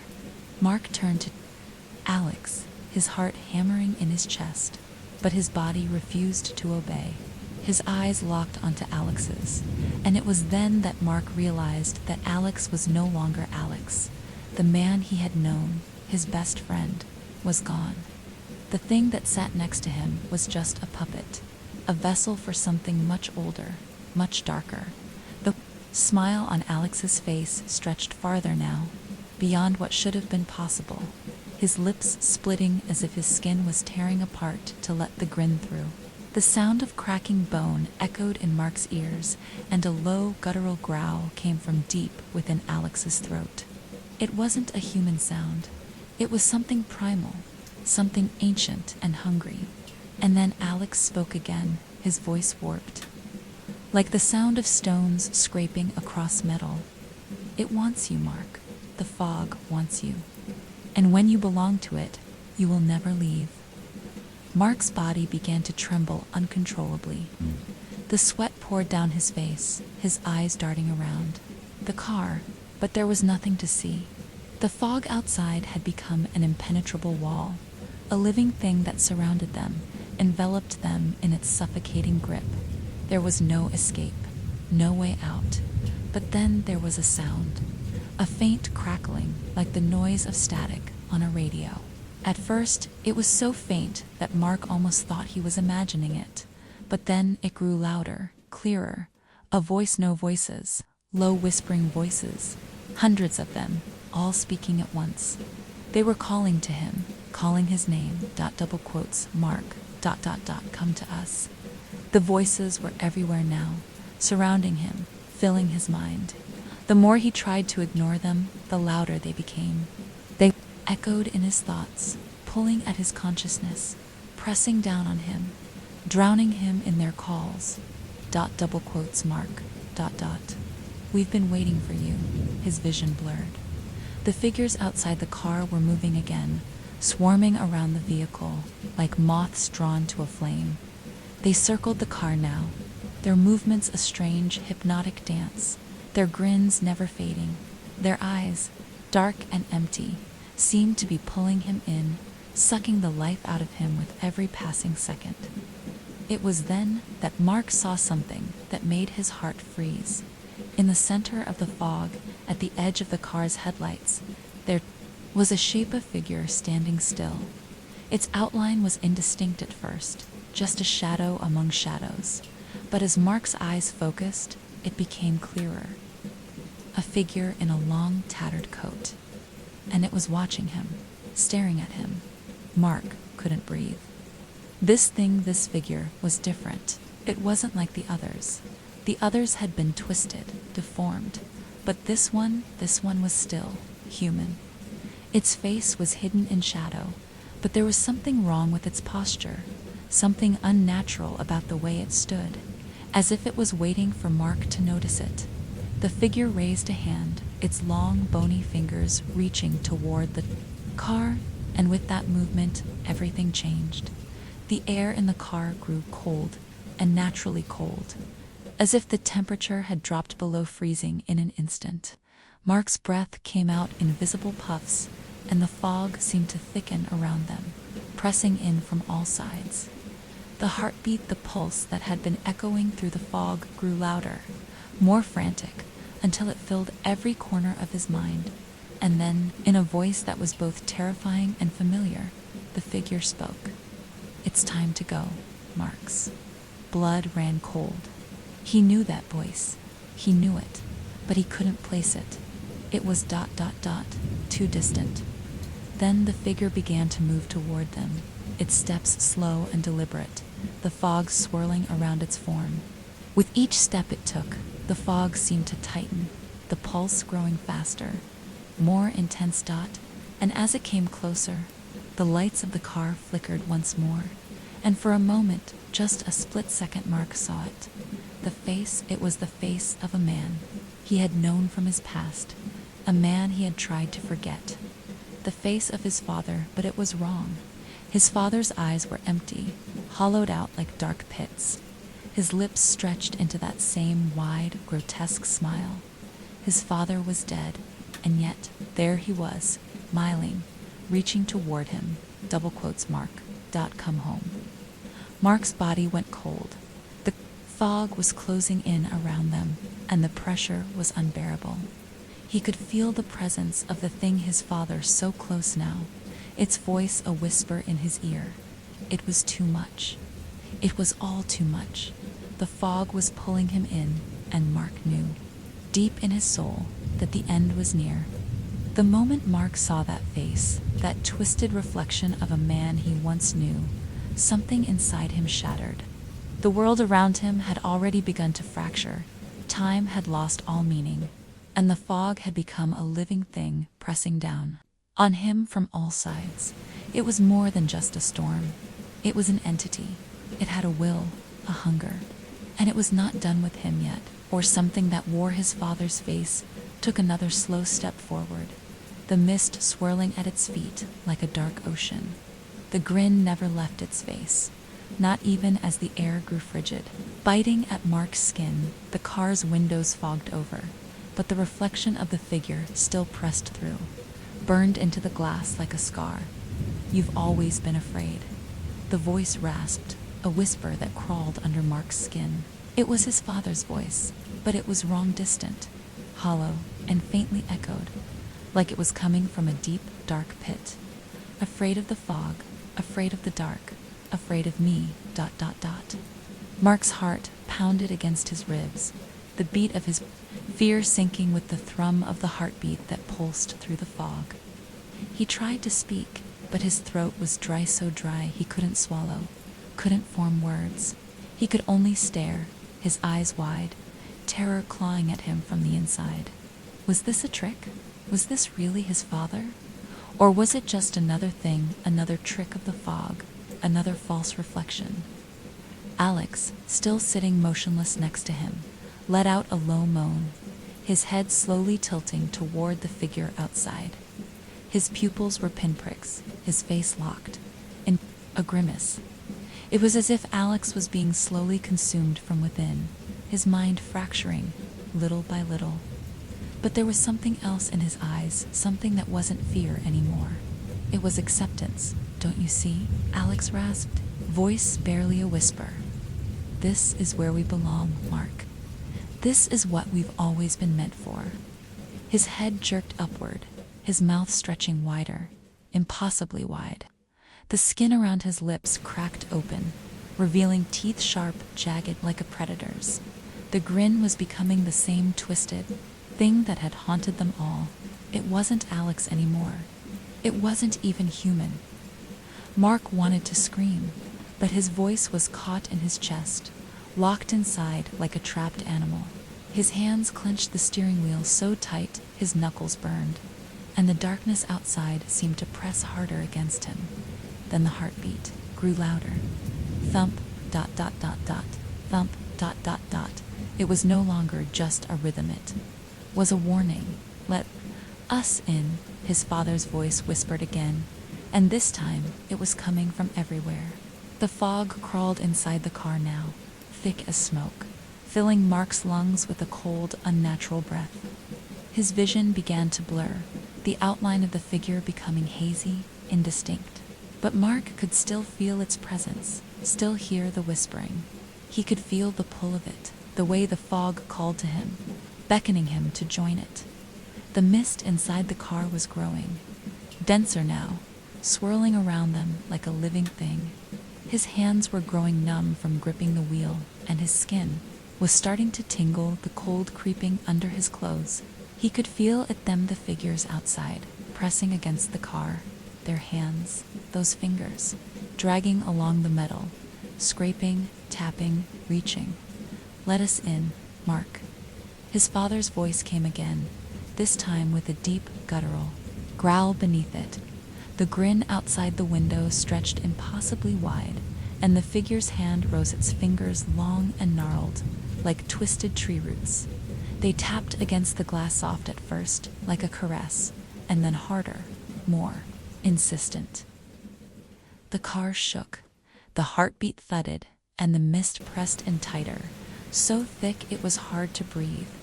Then Mark saw it. A shadow moved through the fog, and it was like the very air cracked open.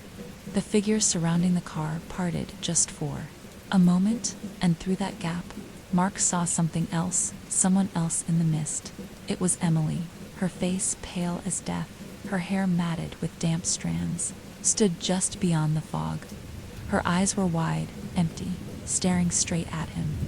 Her mouth opened, and from her lips came no words, only a sound that chilled Mark's very soul. A whisper, "Help me, dot dot dot." And then, in a blink, she was gone. As though she had never been there at all. "It's too late, Mark," his father's voice now boomed inside the car. "You can't save her.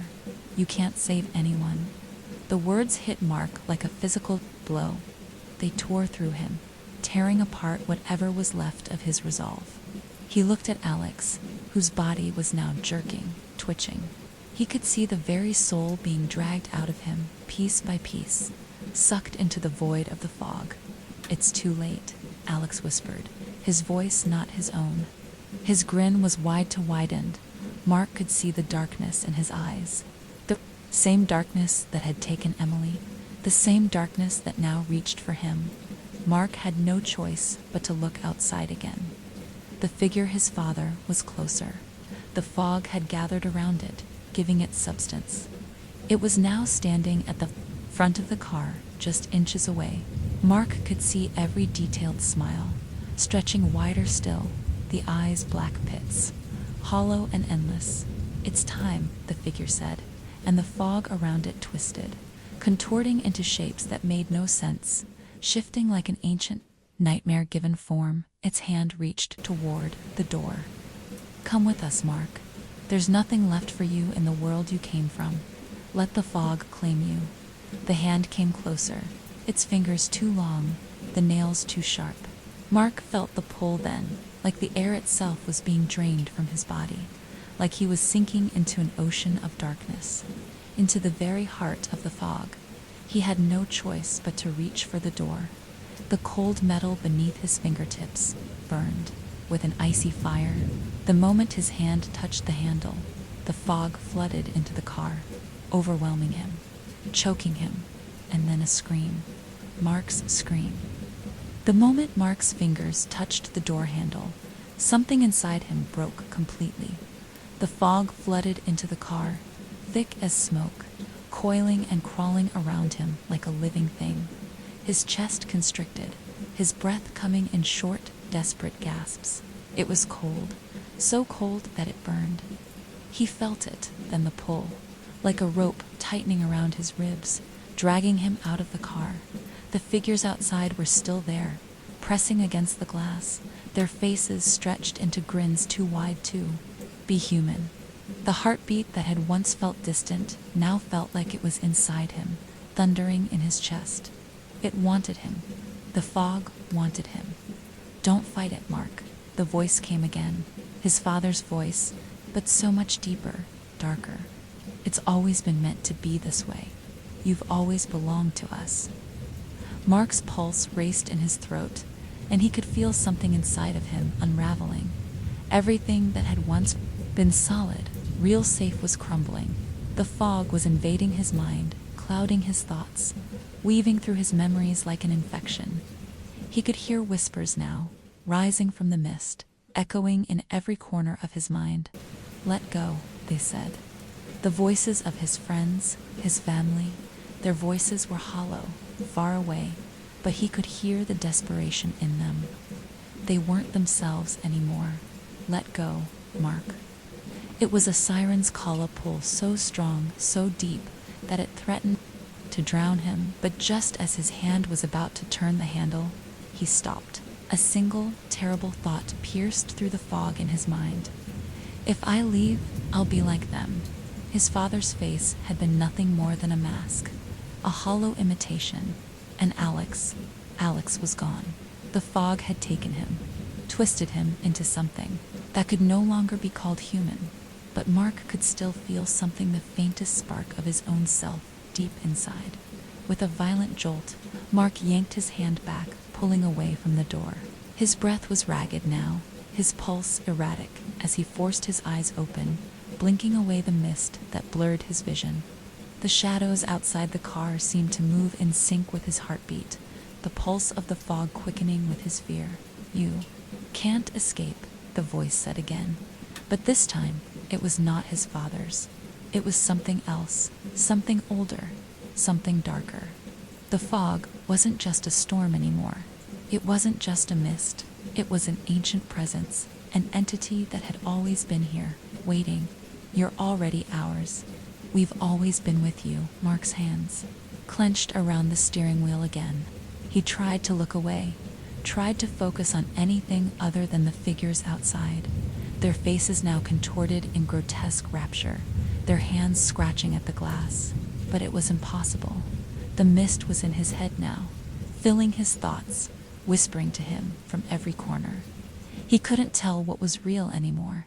And then a flash of light. Bright, too bright. It cut through the fog like a sword, cutting into the darkness. The figures outside recoiled, their faces twisting with anger pain as though the light itself was burning them. The car shook, rattling against the force of whatever had just pierced the fog. For a moment, Mark was blinded by the intensity of it, but then, just as quickly as it had come, the light dimmed, it was gone. But not the fog, no. The fog thickened, but the presence, the entity, was suddenly different. It was fading. Mark could feel it, the weight in the air lightening just a bit. The heartbeat, that heavy, pulsing thrum that had been echoing in his chest, began to slow, the pulse quieting. And then he heard Ida's voice, clearer now, cutting through the fog like a lifeline. "Mark." It was a voice he hadn't heard in years. It was Emily's voice. "Mark, you have to wake up. You can't let it take you. You're stronger than this." Mark's breath caught in his throat, and for the first time since the fog had descended on them, he felt a faint glimmer of hope. His heart thudded in his chest, not from fear, but from recognition. The fog might have controlled his body, but it had not controlled his mind. It had not yet completely consumed him, and Emily. Emily had spoken to him. He turned to Alex, the man who had once been his best friend, the man whose body had been twisted by the fog.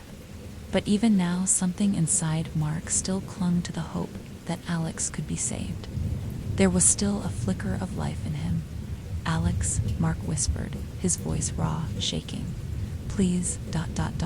fight it. We can make it out of it. Here, we can still get out." Alex's head tilted slowly, the broken grin still fixed on his face. But his eyes, they flickered. For a moment, they weren't hollow. They weren't empty. They were Alex's. Mark, ... Alex's voice was a rasp, barely a breath. You can't. We've already been taken. Mark's heart sank, but before he could speak, something changed in Alex's face. His grin faded. His eyes, once glassy and void, seemed to soften, as though he was looking at Mark for the first time in ages. I don't want this, Alex murmured, his voice weak and distant. But just as quickly as the moment of clarity had come, it vanished. No, came the voice from the fog, low and threatening. You belong to me. The figures outside began to move in unison. They pressed against the car, their faces now distorting, warping into something inhuman. They were no longer seeking to capture Mark, they were seeking to consume him. Mark's grip tightened around the wheel, his thoughts racing. Emily's voice was fading, barely a whisper now, but he could still hear it. He had to act, had to fight. The fog was closing in, suffocating them all. You have to choose. Mark, Emily's voice came again, this time louder. Choose to live. Choose to break free.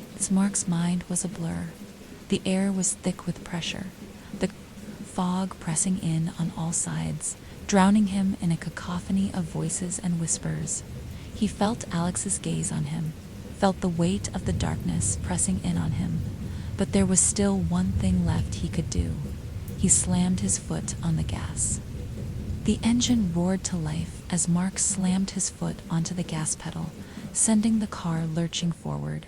The tires squealed against the slick, fog-slicked road, the mist pulling and swirling around him like 1,000 hungry fingers, trying to drag him back into its suffocating grasp.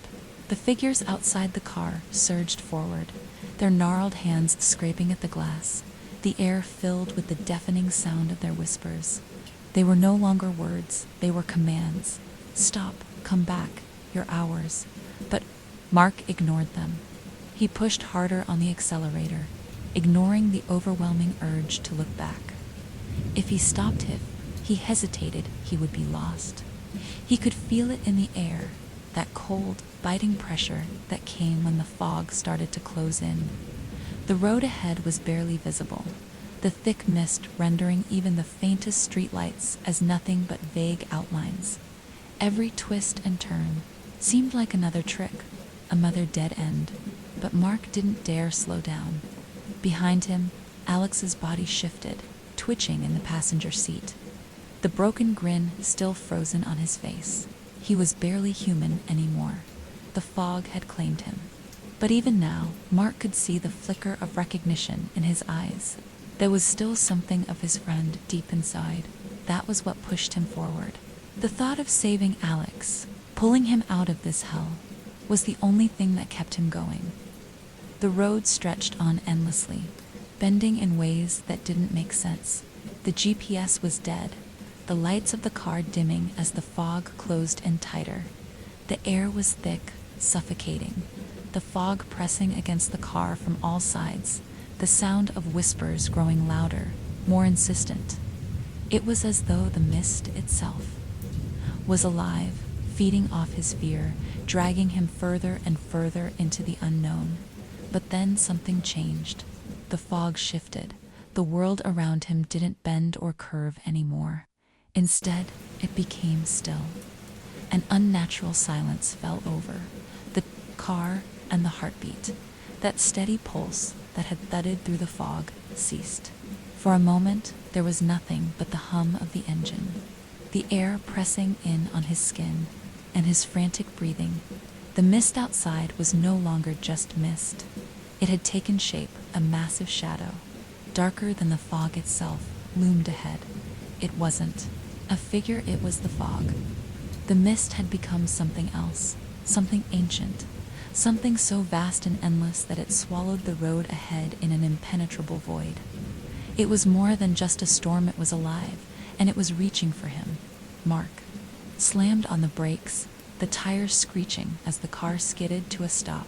The shadows in the mist moved, twisting, coiling like the tentacles of some giant, unseen creature. The temperature in the car plummeted, his breath coming in visible clouds, his hands trembling on the steering wheel.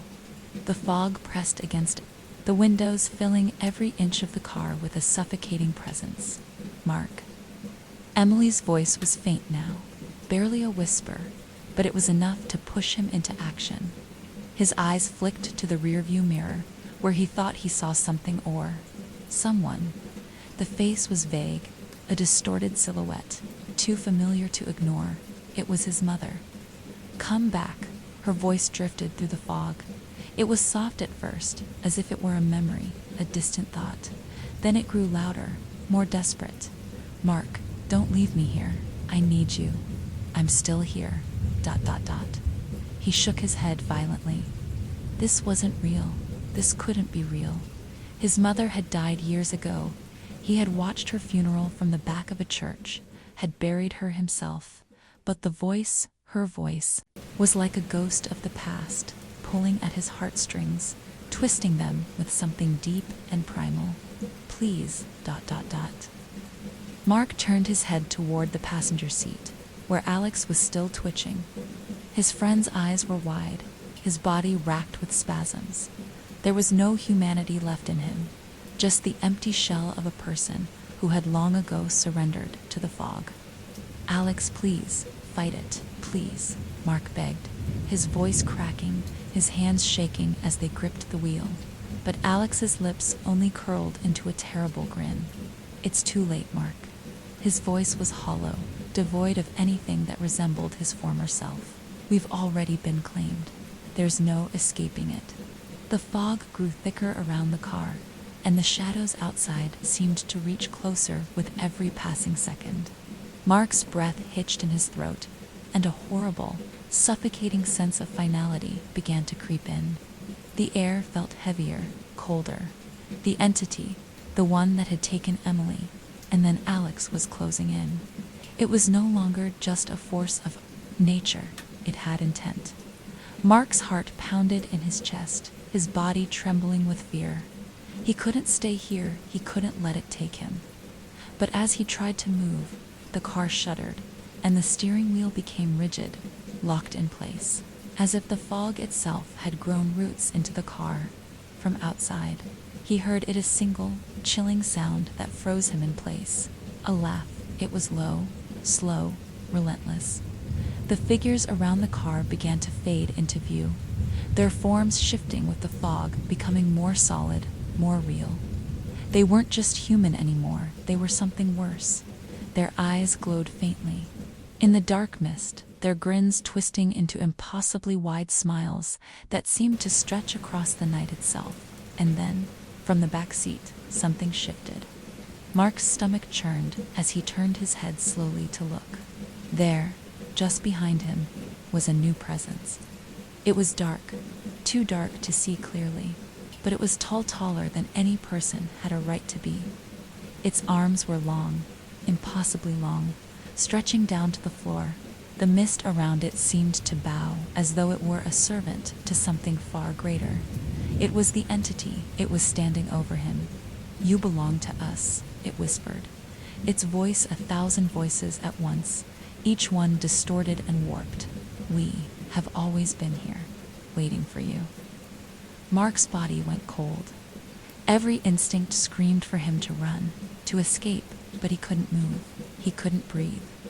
The air was thick with the weight of the fog, with the weight of the creatures.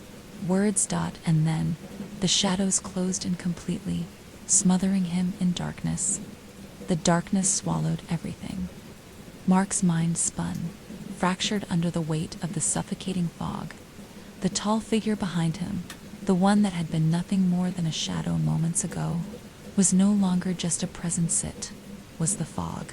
Its form made of the very mist that had surrounded them. Its eyes burned like distant stars, glowing faintly through the haze, and its voice rang in his ears, filling him with a deep, paralyzing cold. "It's over," it said, each word vibrating. Through the very core of his being, making his skin crawl. There is no escape. You belong to the fog now, just as your friends did, just as your family did. You've always been one of us. Mark's breath came in shallow gasps, his throat tight, his pulse thundering in his ears. Every instinct screamed at him to run, but his body wouldn't move. He could feel the weight of the fog pressing in on him, wrapping around him like a shroud. The car of the world had become a prison. Emily, for a fleeting moment, her face flashed in his mind, the memory of her voice. "You can fight this, Mark. You can survive this." Her words echoed in his mind, louder than the entity's whispering call.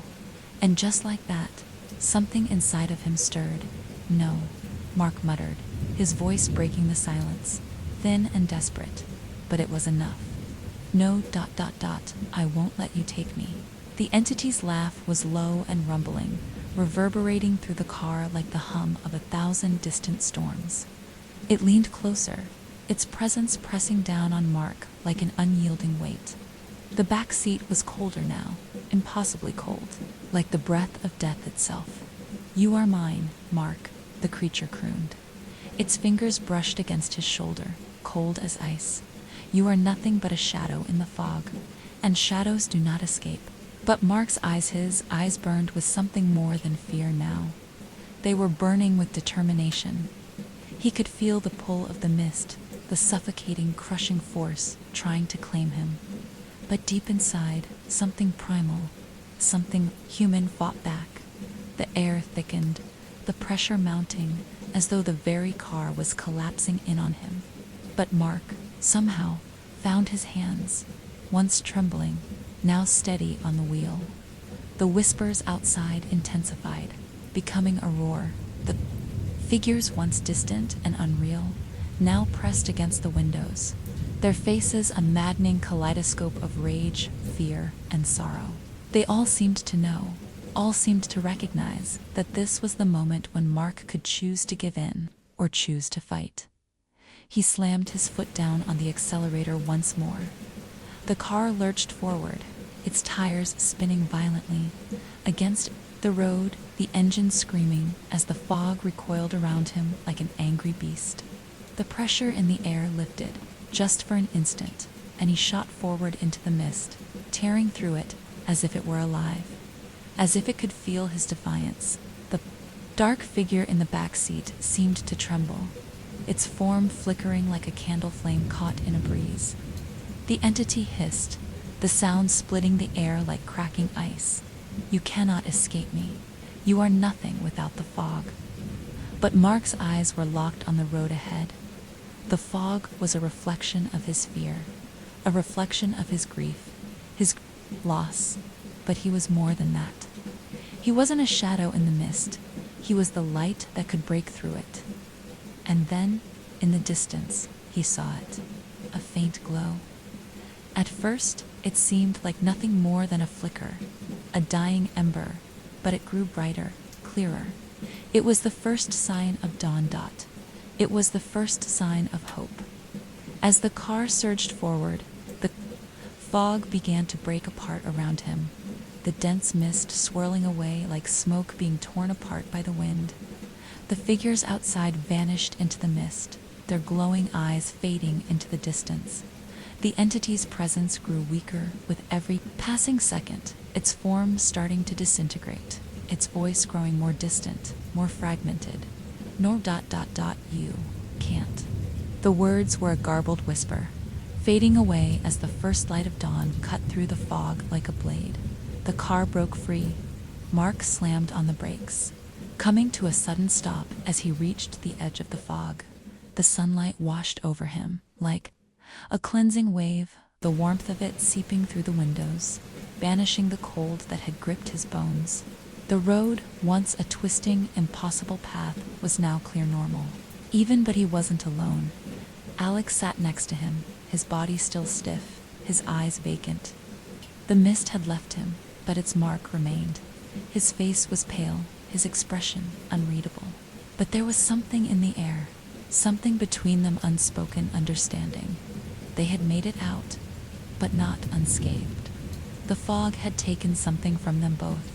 The echoes of its grip were still there, lurking in the corners of their minds. Mark could hear Emily's voice again, faint but clear, just on the edge of his consciousness. You made it out, Mark, but there are others who might still be lost. It hadn't just been a nightmare, it was a warning. He turned to Alex, his heart heavy with the weight of what had passed. But Alex didn't speak. He didn't need to. The road ahead was clear, but Mark knew this wasn't over. The fog had touched their souls, left its imprint on them. He glanced at the rearview mirror one last time, and for a fleeting moment, he swore he saw Emily's face just behind him, smiling faintly, her eyes filled with both sorrow and peace.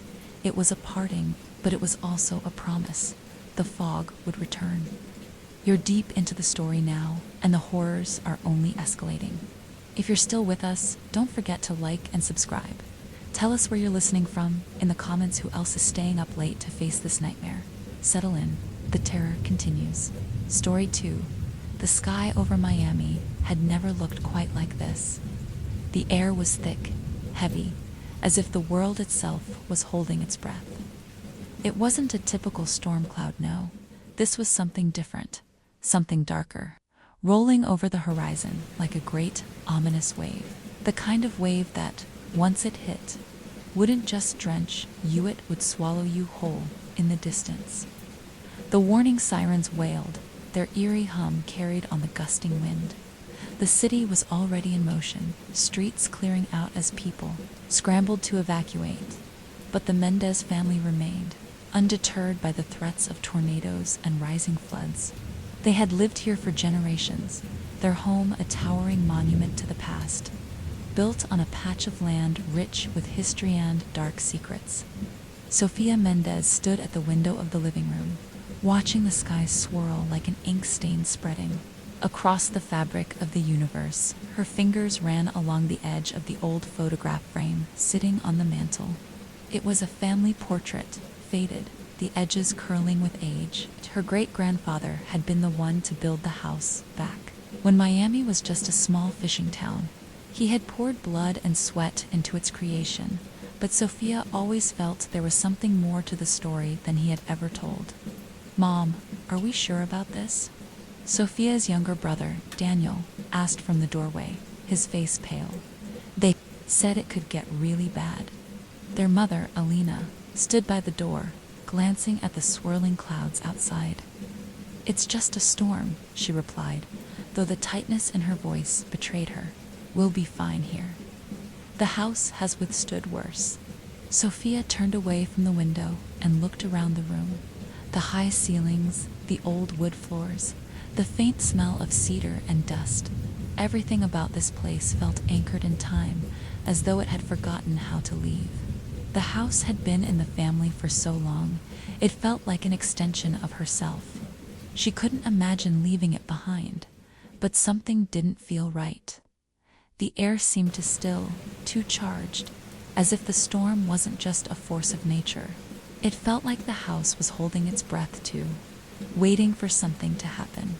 From the corner of her eye, Sofia saw it as shadow, just a flicker of movement at the top of the stairs. She froze. No one else had been up there. Did you see that? She whispered, her voice barely audible. Her mother, who had been gathering supplies in the kitchen, turned back, her face soft with concern. See what, honey? I thought I saw something upstairs. It's probably just the wind. Don't worry about it. You're just a little nervous, that's all. But Sofia wasn't so sure. The house was old, ancient. Even Anne had always felt like it carried secrets in its walls. Unseen, buried things. Things that hadn't been forgotten.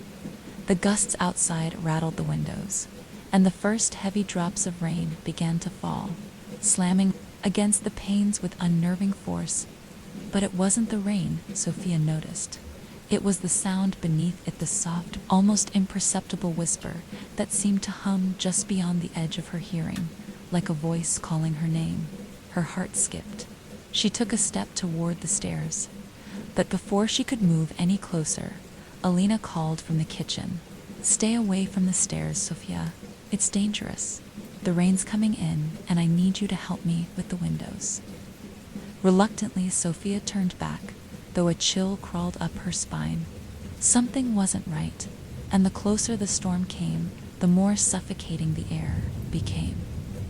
It was as if the house itself had shifted, a subtle change in the atmosphere, an oppressive weight that seemed to press down on her chest from above. The whisper came again, clearer this time. Sophia, the house was calling her. But why, and what did it want? The wind howled like a living thing outside, shaking the walls of the old house. The storm had begun in earnest now, its fury unrestrained, and the first of the heavy raindrops splattered against the windows with a sound like distant gunshots. Sophia stood in the living room, her eyes fixed on the glass as the rain poured down in thick, relentless sheets.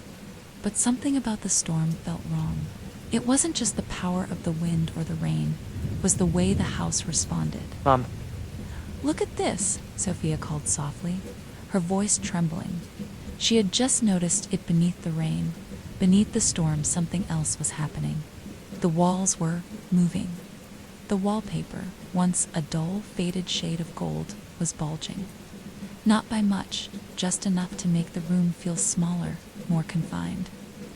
It was as if something was pushing against the inside of the house, something hidden. Behind the walls, the house felt alive. Elena hurried into the living room, wiping her hands on a dish towel.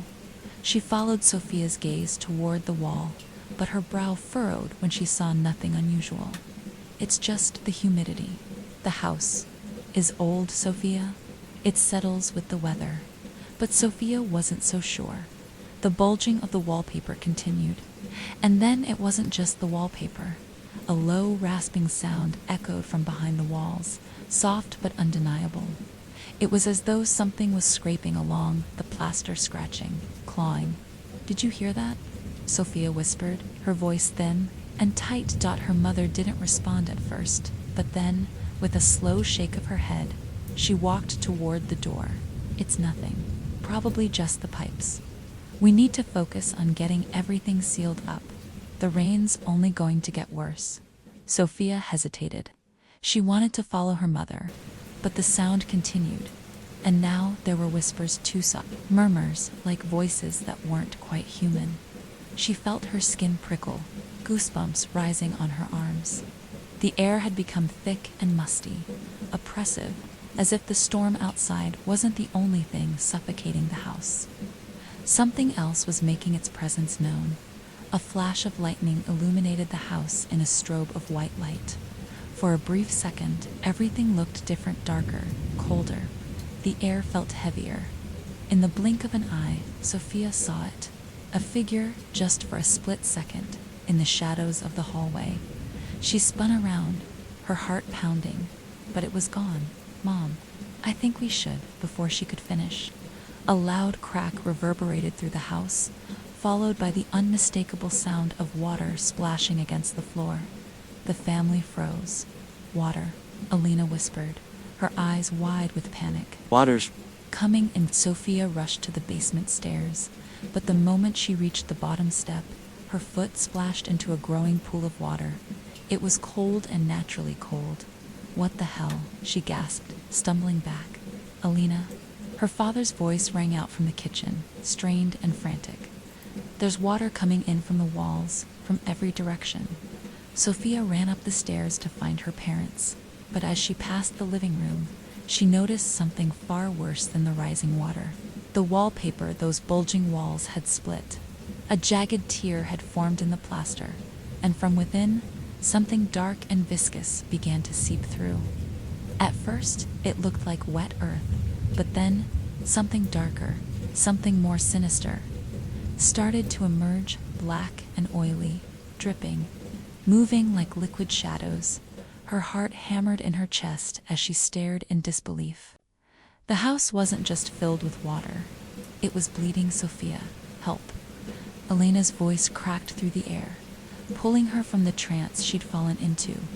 Sophia rushed into the kitchen, where her parents were desperately trying to block the water that was pouring in from beneath the floorboards, but it was impossible. The floodwaters were rising quickly, already covering the first few steps of the staircase. "Where is it coming from?" Sophia's father shouted, his voice wild, panicked. His eyes darted around the room, his fists clenched. "This is impossible. We need to get out of here," Alina said, her face pale. "The storm, it's not natural." But as the family turned toward the door, another sound stopped them. A soft whisper. A voice. "Leave this place, ... The words seemed to come from every direction, surrounding them, but there was no one there. Sophia's breath caught. In her throat, she turned, looking for the source, but the room was empty. "Who's there?" she called out, her voice shaking. The air felt thick again, suffocating. The whispers grew louder. Now, they weren't just words, they were names. Her name, her mother's name, her father's name. Leave, leave, leave the house. And then the shadows in the hallway began to twist. As if they had a life of their own, the water in the basement surged upward, lapping at the walls. It was coming. It was coming for them.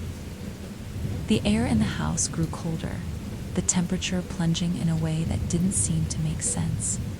Even with the storm raging outside, the drop in heat felt unnatural, as if the walls themselves were exhaling something ancient and forgotten, something that had been buried for far too long. Sophia stood at the top of the stairs, her hand gripping the banister, her heart pounding. Beneath her feet, the house groaned a deep, unsettling sound, as though the very foundation was shifting, straining against the weight of something buried beneath. The whispering had stopped for now, but the silence was worse, thick and suffocating, like the calm before an inevitable crash. Downstairs, her parents were frantic, trying to block the rising water with towels, old blankets, anything they could find. But the flood had grown stronger, flooding the kitchen and the hallway with an unnatural swiftness. The house was surrendering to the storm, as if it had decided it no longer wanted to protect them. But it wasn't the flood that made Sophia's breath hitch. It was the sound coming from within the walls, a low, faint murmur that seemed to echo from every direction, soft at first, like a hum. "Sophia, ... The voice called again, the syllables stretched like a breath held too long, vibrating in the empty space. She froze. This wasn't the wind, it wasn't the storm. It was something else, something that had been waiting. She turned, her eyes scanning the hallway, but there was nothing there. Just the shadows, shifting as the storm outside rattled the windows. The walls seemed to pulse with the force of the water rising in the house. But the sounds, those whispers, they came from deeper. The house had something to say. A crackle of static filled her ears, followed by a voice quieter this time, but unmistakably distinct. "You're not alone." Sophia's pulse quickened. Her body responded. Before her mind could catch up, she turned and dashed down the stairs to her parents. But just as her feet hit the last step, something stopped her. A shift in the air. The temperature dropped even further, and the faintest trace of something, wet, like the scent of rotting earth, filled her nostrils. Behind her, the wall to her right bulged again. Just like before, but now, the wallpaper wasn't just moving, it was breathing. It rippled as though it had a pulse of its own, like it was a living thing trying to escape. And within the bulge, there were faces, tiny flickering faces, distorted by the folds of plaster and wood, their eyes wide in silent screams. The murmur began again, but this time it was not just a whisper. "Sophia, ... She spun around.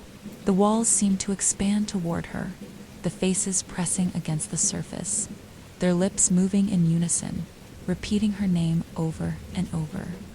It was as if the house itself was calling her, begging her to understand something she wasn't yet ready to comprehend. Her knees felt weak. Panic rushed in, but something in her wouldn't allow her to flee. She was drawn to the wall, to those eyes, to those voices that had been trapped there for so long.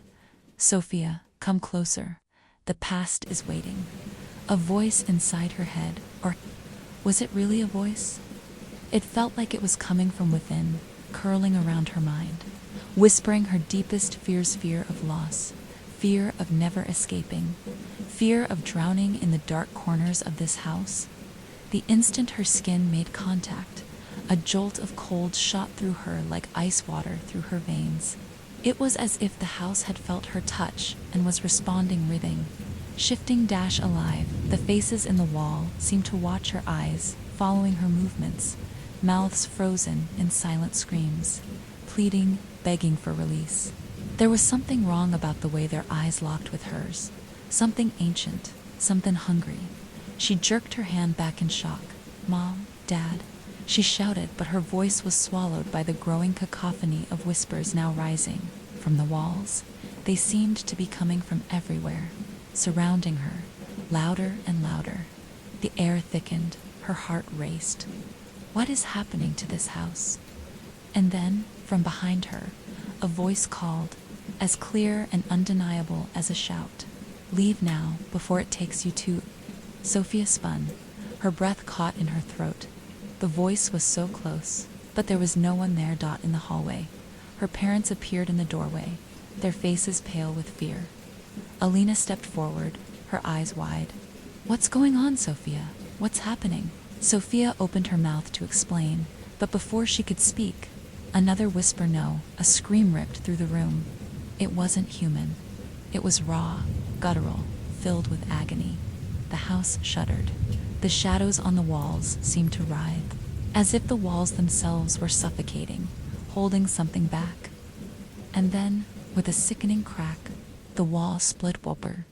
The floodwaters surged through, rising faster, and from the opening came the unmistakable form of a hand-clawed, pale, with fingers that seemed to stretch impossibly long. It reached for her, for all of them. Double quotes, "Sophia, ... come to me." The hand reached out, inches away from her, and the air around her grew heavy with despair. As the waters filled the room, Sophia's eyes locked on the pale fingers stretching toward her, and for a split second, she could see Ita's face, twisted, drowned in agony, staring at her with hollow eyes. It was the thing behind the house. The thing that had been trapped here for so long. It was hungry. The world seemed to freeze in that moment. Sophia's eyes locked with the outstretched hand, those long, pale fingers, curling like the roots of some ancient tree. She couldn't breathe. The air was thick, saturated with the stench of decay, as if the house itself had rotted from the inside out.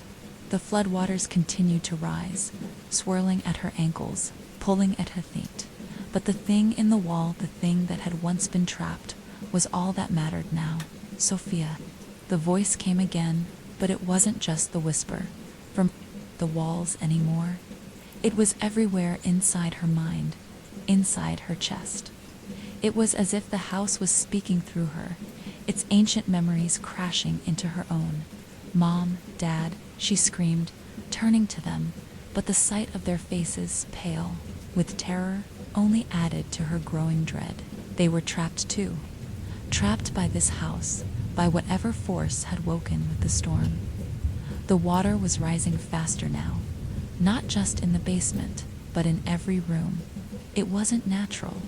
The walls, the floors, the ceilings, they were all bending, shifting, as if the house itself were alive, and it wanted them to stay. Her father was the first to act. He grabbed Elena's hand and pulled her away from the rising floodwaters, but his face was painted with disbelief. "It's coming from the walls," he shouted. "What the hell is happening?" Sophia's throat tightened. She could feel the house breathing. The air was suffocating, thick with an energy that felt older than time itself. And then something else. Beneath the rush of the water, beneath the chaos, she could hear it. A voice, not one of the whispers, not the scream, but something darker. A voice that crawled through the very foundation of the house, something familiar. It was her voice, her own voice, but distorted, twisted, She felt the hairs on the back of her neck rise as the words slithered into her consciousness. You cannot leave. This house owns you now. The floor beneath them trembled. The water surged, higher now, flooding the second floor. Sophia stumbled back, her feet slipping as she collided with the wall. In that instant, she felt it something cold and wet brushing against her ankle. Her breath caught as she looked down. A hand, a pale, translucent hand, emerged from the water. Reaching for her, it was the same hand from the wall, the same twisted, clawed fingers that now began to pull itself up. The rest of the body following slowly behind it. The figure was formless at first, nothing but shadow and water, but as it rose, it began to take shape. Its face warped with sorrow and rage. Its body decayed, as if it had been drowning for centuries. You belong to us. The voice, once a whisper, was now clear, booming in her head. Sophia's pulse thundered in her ears as the thing moved closer. Its black, empty eyes locked onto hers. The smell of rot filled her nostrils, mingling with the rising water, thick and sour. "Run!" Alina cried, grabbing Sophia's arm, her grip tight with fear. But Sophia couldn't move. Her body was frozen, caught between terror and something else, a horrible, undeniable pull, as if the house itself had woven its will into her very bones. The thing it was no longer in the wall. It was here, in the room with them, dragging itself from the shadows. The air was thick with its hunger. Sophia's mind spun. She had to get out, but the water, the house, it was swallowing them. Whole, she forced herself to move, grabbing her mother's hand, but just as she turned, something caught her. The door. It slammed shut with a deafening bang. Sophia spun around, her eyes wide. The door to the outside, the only way out, was locked. She ran to the window, but the storm outside had intensified. Rain poured down in sheets, and the wind howled with a ferocity that felt alive. It was too late to escape. No one leaves. The words echoed in the room, spoken not by any one person, but by the house itself.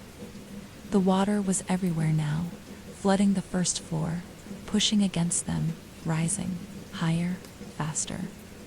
It had nowhere else to go but up. Alina was sobbing. "We need to leave. We can't stay here." Sophia gripped her mother's hand tightly, trying to hold back her own rising panic. "We can't leave, Mom. It won't let us." The floodwaters kept rising. This wasn't just a storm anymore. This was something deliberate. The house was the storm. It had always been waiting for them to make the mistake of staying with every inch of water that rose. The whispers grew louder, more insistent, drowning out all other sound. Sophia's heart thudded in her chest, the walls seeming to close in on her, the house itself warping with its hunger. The walls began to shudder, to groan in pain. Something was coming, something worse than the rising water, something that had been biding its time, and then, as if the house had reached its breaking point, a low, guttural roar, like the growl of something monstrous, ripped through the room. It shook the very foundation, rattling the windows and walls until they threatened to shatter. Something had awoken, and it wasn't just the house that had been waiting. The room seemed to shrink. The walls, once solid, felt as though they were closing in on them, bending inward with the force of an ancient, unseen will. The water continued to rise, flowing around their feet, lapping at the corners of the room, like something alive. Sophia's heart thudded, the blood rushing in her ears, drowning out everything but the ever-present roar of the house, the echoes of its fury. The creature, the thing that had risen from the depths of the walls, was close. Now, its presence was suffocating, a heavy, wet weight pressing down on their shoulders. The thing reached its grotesque hand from the floodwaters, its claws scraping against the floor, pulling itself slowly toward them. As it rose, its shape became clearer, its body long and distorted, a macabre reflection of something human, but wrong in every possible way. Its limbs were twisted, its fingers unnaturally long, its face a mass of decayed flesh and hollow eyes that stared through them, beyond them. Sophia. The voice echoed again, familiar yet wrong. It wasn't the creature speaking, it was the house. The house was alive, aware, and now it was speaking to her through the thing it had created, the thing that had been birthed from the shadows of its haunted history. Her mother screamed, pulling Sophia back toward the kitchen door, but the air had grown too thick, too oppressive. It was as if the house was wrapping itself around them, suffocating them in its slow, deliberate grip. The walls seemed to pulse as if the house was breathing, waiting for them to succumb to its will. "We have to escape," her father choked out, his voice hoarse, but the words felt hollow, meaningless, drowned by the rising waters and the growing weight of the house's presence. Sophia's mind raced. She had to think. They had to get out, but how? She looked back at the thing, at the creature now rising. From the water, its body writhing like a serpent. It was pulling itself forward with a slow, horrifying grace, its eyes never leaving her. "You belong to me," it whispered in her mind, its voice like the scrape of nails against stone. "No," Sophia screamed, pushing herself free from her parents' grip. "We can't stay here. We need to find a way out now." The thing didn't respond. It didn't need to. It simply was a manifestation of something far older than they could understand. A creature bound to the house, to the land, to the dark past that had given it life, and now it was awake. The floodwaters that had already reached their knees seemed to churn with a life of their own, swirling around them as though the house was trying to drag them under, to pull them deeper into its depths. "You will drown." "In me," the house whispered again, its voice low and sonorous, like the hum of something buried too long. "This house ... has always been waiting." Suddenly, the ground beneath their feet trembled again, harder this time. The floorboards creaked under the weight of something moving through the house, something massive. The family backed away to the hallway, their eyes wide with panic, and then the walls began to shift. They weren't just trembling now. They were warping, distorting, bending outward as if they were being pushed from the inside. And then, as if the house had grown tired of their resistance, the real horror came. The walls cracked open, splintering like the bark of a twisted, ancient tree. The floodwaters gushed forward, filling the hall, swirling and sloshing around their feet. And within the murky water, something was moving, something huge, something fast, something that didn't belong. It was a shadow, but not just any shadow. A living shadow, with tendrils that curled like living vines, reaching out toward them, pulling them into the darkness. Sophia screamed as the shadow wrapped around her ankle, pulling her down. She could feel its icy grip. The creature, the thing from the walls, watched as the water surged, as the shadows wrapped tighter around her, suffocating her. "No," her father shouted, but his voice was swallowed by the chaos of the storm outside, the thunder shaking the house to its core. Alina reached for her daughter, her hands trembling with desperation, but the house was too strong, too alive. Sophia could feel herself being dragged deeper, and the light began to fade as the shadows closed in on her.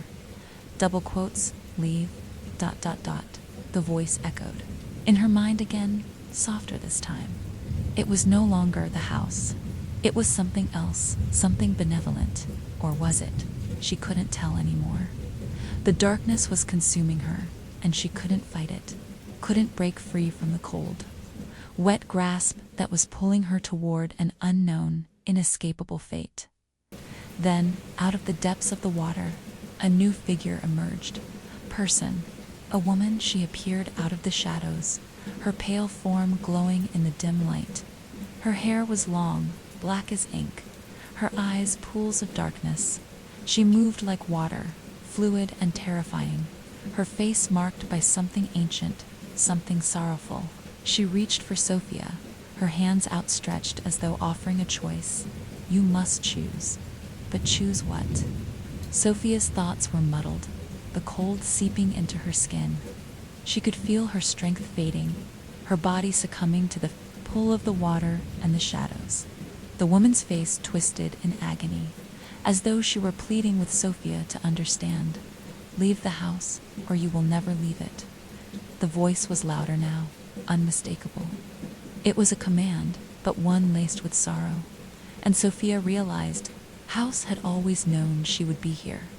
She was part of its story, part of its history. The shadow tightened its grip.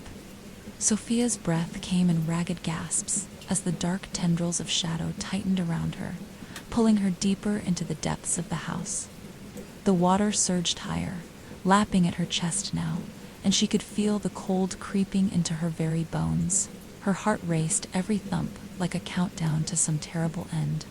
A moment when she would be swallowed whole by the house, never to return. But then, the woman, the figure from the shadows, moved closer, her eyes dark and endless. She was not like the thing from the wall, not like the creature that had been clawing at the house. This presence, though shrouded in sorrow, seemed different.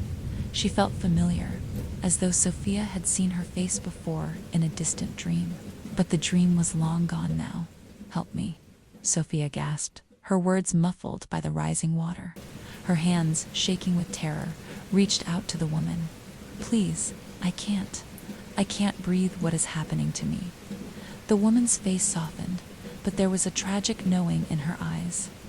Slowly, she extended a hand toward Sophia, her fingers pale and translucent, like a ghost drifting through water. "You have come for the same reason. They all do," the woman whispered, her voice a soft, melodic hum in the chaos. "This house has a price, but none who stay can leave unchanged." Sophia's chest tightened, her head swam, the floodwaters pulling at her, the shadows licking at her feet. She didn't want to believe it. The house couldn't be alive. It couldn't be true that there was no escape. "Your family," the woman murmured, her voice breaking through the fog in Sophia's mind. "They, too, are trapped. They must pay the price with their own blood if they wish to live." Her eyes shifted toward Sophia's parents, struggling in the distance, barely keeping their heads above water. "But you have been chosen." Sophia's stomach turned. "Chosen," she croaked, her words barely escaping her lips. "For what? What do you mean?" The woman's face grew darker, her voice a mere whisper. To take the house with you." Sophia's heart skipped a beat. The house, what did that mean? "By dawn," the woman continued, "this house will either own you or you will own it. But the price will be paid, no matter the cost." Sophia felt a coldness surge within her chest, a tightening around her ribs, like invisible hands squeezing her heart. She couldn't breathe. The water pressed closer, creeping beneath her skin, suffocating her. The shadows swirled faster, the house groaning as if in agony, pushing against her, suffocating her with its hunger. "I don't understand," Sophia whispered, panic rising. "I don't want this. I just want to leave. Please, I can't." The woman reached out, her cold fingers brushing Sophia's cheek. "You cannot. You must understand." With a sudden motion, the woman grabbed Sophia's arm and yanked her toward the dark abyss that was quickly swallowing the room. The walls shifted, and the house groaned in protest, the very air vibrating with power. Sophia's pulse quickened, her body desperate to break free. But the woman held her fast, her grip like iron. "Listen to me, Sophia," the woman urged, her voice tightening the house. "It calls for you because of the blood you share. You carry its curse, its weight. You were born to it. You are its heir." Sophia's vision blurred. The house was waking, the floodwaters rising faster than ever, drowning the hallways, swallowing everything in its path. And she could hear it now, the whispers, rising again, louder than ever, calling her name, beckoning her closer, pushing her toward her fate. "No," she screamed, trying to tear herself free. "I'm not no," but the woman's voice stopped her, quiet but heavy with finality. You have already made your choice, Sophia. You have no more time to run. Suddenly, the house shuddered once more, and from deep within its bowels, an ancient growl rumbled faint. Something terrible, something hungry, was about to break free. Sophia's eyes went wide in realization. It wasn't just the house that was awake, it was her now. In a final, desperate act, Sophia wrenched herself from the woman's grip and ran toward her parents. But she wasn't fast enough. The water surged, pulling her back, and as the shadows closed in, she could hear her mother screaming, her father calling her name. But then, the waters exploded upward, filling the house, drowning the last of the sound. Sophia was submerged, sucked into the cold abyss, and for a moment, everything went dark. And then, she understood. The house was not an entity at all. It was a prison, a cursed thing made of souls and shadows, built upon an ancient burial ground, born of sorrow and rage. And now she was the one who would carry it with her. When she opened her eyes again, the water had receded, but the house was no longer the same. The walls had shifted, they had changed. The windows were gone, replaced with solid black stone. The air was thick, suffocating with the stench of decay. And before her, standing in the hallway where she had once run, was the woman no longer a figure of sorrow, but of triumph. The house was hers now, and somewhere deep within the walls, the screams of the trapped souls echoed again, louder, clearer, as if they were laughing, for she had joined them. The house had claimed her. The days bled together in a twisted haze of water, shadows, and echoes. Sophia moved through the house like a sleepwalker, her body obeying a rhythm she didn't fully understand. Her thoughts were fractured, broken fragments of her old life, clinging to the corners of her mind like smoke, vanishing with every passing moment. The house owned her now, just as it had claimed all who came before. But she could feel something else in the air, something insidious, something far more terrible than the floodwaters, something that would not let her forget who she once was. The whispers had become constant. They no longer came from the walls. They came from within hers, scratching at her thoughts, tugging at her soul, twisting her sense of reality. "Stay with us," they murmured. "You belong to the house." It was no longer the house that haunted her. It was the legacy of those who had once been trapped here, those whose souls had been twisted and consumed by the very same thing that now consumed her. Sophia had tried to ignore it at first. She tried to push the whispers away, tried to force herself to leave, but the door was always locked. The windows were always sealed shut. And now, the walls were watching, her always watching. They whispered of things long buried, of things that had been lost when the house was built. A curse, a bloodline. Her mind was a battlefield, torn between her humanity and the dark pull of the house. She knew she couldn't stay here. Not like this, not for much longer, but where could she go?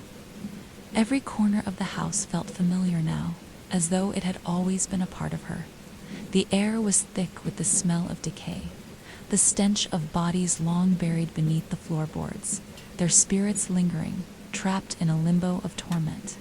She could feel them sometimes, brushing against her skin, whispering their stories into her ears. Sophia closed her eyes, trying to block out the sensation, but she couldn't. She was trapped in the house's web. The shadows grew longer, stretching across the room like hungry fingers. In the darkness, the outlines of figures began to take shape, rising from the floor like ghosts from the grave. Each one was a victim, a soul swallowed by the house. They were once human, but now their faces were twisted, their bodies grotesque and misshapen. They moved slowly, dragging themselves across the floor, their eyes filled with desperation and sorrow. Sophia felt her heart falter. She wouldn't become like them, but the shadows, they were already inside her, already wrapped around her soul, seeping into her blood. She could feel it in her chest, a cold, gnawing emptiness where her heart used to be.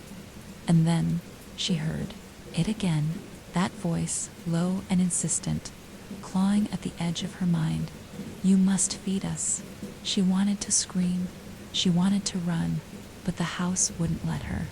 The walls groaned in response, an unsettling hum that seemed to come from the very bones of the house itself. The floor shuddered beneath her feet, and the water beneath the boards swirled, a silent, hungry tide. "Stop!" she shouted, her voice breaking. She reached out toward the nearest window, her hands trembling as she tried to force it open, but it was futile. The house never let anyone leave. It was an anchor, a weight, a prison built on the bones. Of the lost, her mother's face flashed in her mind, Alina, her father.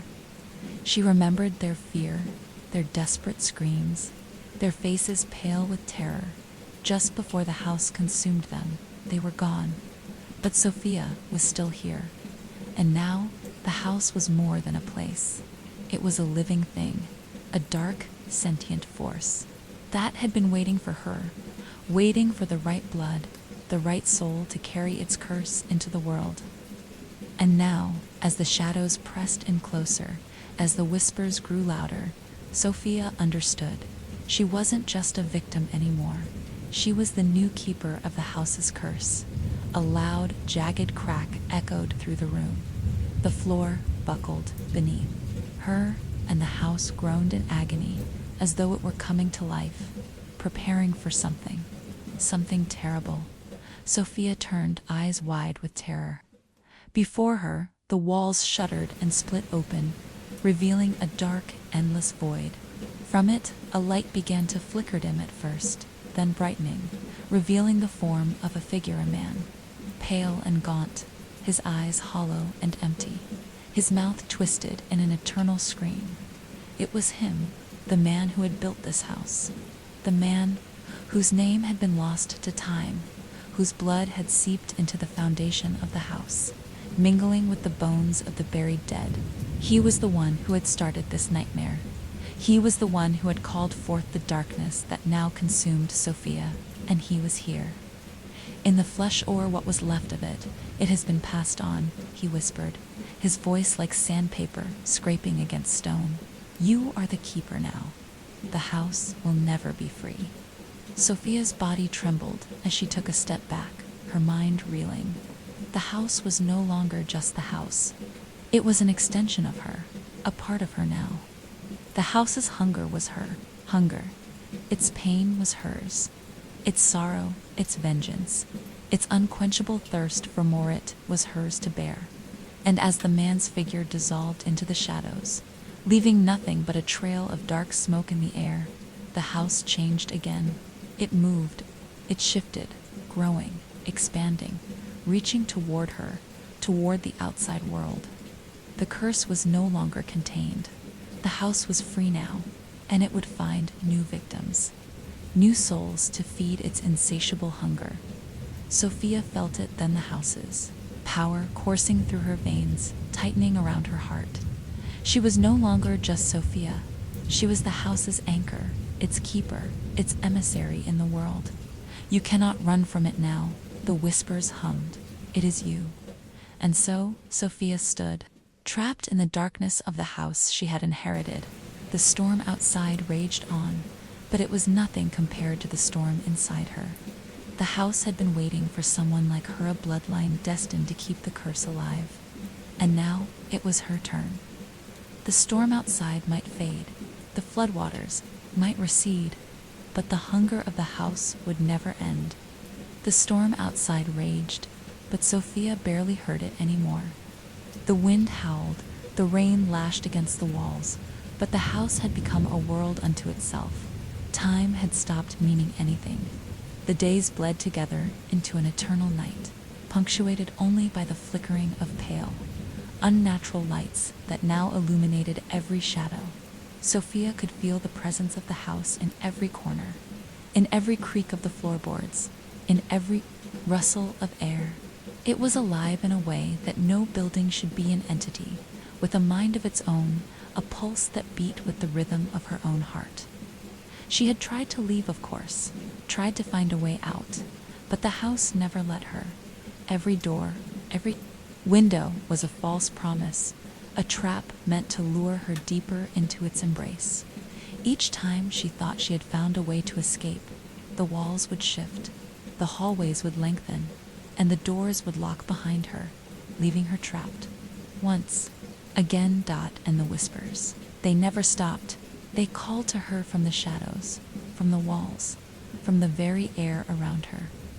Their voices were soft at first, coaxing her, pulling her closer to the heart of the house. But now they were growing louder, more insistent. The voices weren't just of the past anymore. Now they spoke to her directly. You are one of us now. You will feed us. The words echoed in her mind, threading through her thoughts like a spider's web, wrapping tighter and tighter until she couldn't tell where her own thoughts ended and the house's influence began. She felt herself slipping, like she was losing pieces of herself. One by one, there were moments when she would catch herself standing in front of the mirror, staring at her reflection. But it wasn't just her own face she saw. Behind her, something would shift. Something would shift. Something dark. Something hollow-eyed, its presence just on the edge of her perception. Every time she blinked, it was closer, until she could almost feel its breath on the back of her neck. Sometimes, she would hear footsteps in the hallways, slow and deliberate, like someone walking in the next room. But when she turned, there was no one there, just the shadows watching her. The house had become her mind. The walls echoed her fears, her grief, her guilt, but they also seemed to reflect something darker, something buried deep within her soul. The house knew her. It knew her past, her regrets, her desires, and it used them all against her. One night, as Sophia wandered through the mansion, her bare feet slapping against the cold, wet floors, she stumbled upon a door she hadn't seen. Before a door that seemed to appear out of nowhere, hidden in the farthest corner of the house. The handle was dark, twisted, like a serpent's fang, and as her fingers brushed against it, she felt a sudden jolt of coldness that numbed her to the bone. The door creaked open with a sound like the breaking of old bones, and beyond it, she found a long, narrow staircase descending into the earth. The air smelled of damp stone and rot, and the further down she went, the heavier the silence became, until it felt as though the house itself was holding its breath at the bottom of the stairs. Sophia found herself in a cavernous room, empty, save for an ancient rusted altar in the center, draped in the tattered remains of what looked like old cloth. The walls were covered in carvings, runes that seemed to shift and move when she wasn't looking directly at them. She felt a chill of recognition wash over her, a deep, gut-wrenching understanding that this place had been here long before her, long before the house, and that it was here that everything had begun. This was the heart of the house, and standing beside the altar, in the flickering candlelight, was a figure, a man, tall and gaunt, his face obscured by shadows. He was wearing a suit that looked like it had been preserved in time, old, threadbare, but unmistakable. The air grew heavier as Sophia stepped forward, the whispers now a roar in her ears, as though they were coming from the very man. Found it, he said, his voice soft but deep, reverberating in the silence. You found the place where it all began. Sophia's throat tightened. She didn't want to look closer, didn't want to see the man's face, but she couldn't help herself. She had to know. When she looked up, his face was there, pale, gaunt, but still somehow familiar. And then it hit her like a thunderclap. It was her father's face, his eyes wide with horror, his lips trembling as though he wanted to speak, but could in single quotes. The figure didn't speak again. He didn't need to. The realization hung in the air like a curse. Her father had been the first to fall. He had made the deal. He had started the descent into madness that would claim every generation to come. And now Sophia was the last. The one who would carry the burden. The one who would seal the curse or break it. But the house would not let her break it. It had already claimed her. The man, the ghost of her father, raised a hand, and as he did, the altar began to tremble. The runes glowing with an eerie light. The walls vibrated, and Sophia felt the floor shifting beneath her feet, as if the entire house were alive, moving, breathing. Suddenly, the ground cracked open, and from beneath the altar, a flood of dark water poured out, rushing toward her like a living thing. The whispers screamed, desperate, "Feed us, Sophia. Feed us, or we will claim you." Sophia stumbled backward, her heart pounding in her chest. Her father's ghost stepped forward, his hands reaching for her. His voice was not his own, but the house's voice, twisted and hungry. "It's too late," he rasped. And in that moment, Sophia realized something. She was not the heir to the house. She was its vessel, its means of escape. The house had not claimed her simply to keep her there. It had chosen her because it wanted to leave. It wanted to spread beyond these walls, beyond Miami, to spread its darkness to the world. It needed her blood, her soul, to break free. The walls seemed to pulse with excitement, and for the first time, Sophia understood the full scope of the curse that had been passed down to her. Her father's soul had been the first sacrifice, but she would be the final one. With a single, desperate cry, Sophia turned and fled. But the water surged up around her, swallowing the stairs, engulfing the path back to the house. The walls twisted, contorted, the very air thickening with the stench of death and decay. She was trapped, and the house was ready to claim her. The dark water surged forward like a tide of living shadows, pulling Sophia deeper into the heart of the house, the very place where the curse had been born. The ghost of her father, no longer a man, but something far darker, loomed in front of her, his form flickering in the low light like an apparition caught between worlds. His eyes, hollow and accusing, never left her face. "It has been waiting," his voice croaked, impossibly deep, full of an ancient, soul-rending hunger. "And you," he paused, his voice cracking like old wood breaking, "you will set it free." Sophia's mind raced. The water was rising faster now, swirling around her ankles, and the runes carved into the walls pulsed with an eerie rhythm, each one like a heartbeat, a drumbeat calling her into the abyss. The whispers were deafening now, the voices of the damned filling her ears until they were all she could hear, all she could feel. "Feed us, Sophia. Feed us." She knew what they wanted. She could feel it in her chest, an overwhelming need, a gnawing emptiness. The house wasn't just a prison, it was a parasite. A parasite that fed on pain, on blood, on fear. And it wanted to expand. It needed to grow. The dark water inched up her legs, cold and suffocating, the damp air thick with the smell of rot. She could feel the weight of the house pressing down on her, the walls closing in, the ceiling threatening to collapse. She tried to step backward, but there was nowhere to go. The very air around her had turned thick, viscous, as if it too was part of the house, part of the curse. "You cannot escape," the ghost whispered. "It's in your blood, your father's blood. It's in you now." Sophia felt a chill creep over her, the words burrowing into her mind like daggers. She wanted to scream, but her throat was tight, paralyzed. With fear, she remembered her mother's terrified face in the moment before she was taken, before the house claimed her, just as it had claimed her father. The realization hit Sophia like a wave. This wasn't just her fate. This was her legacy.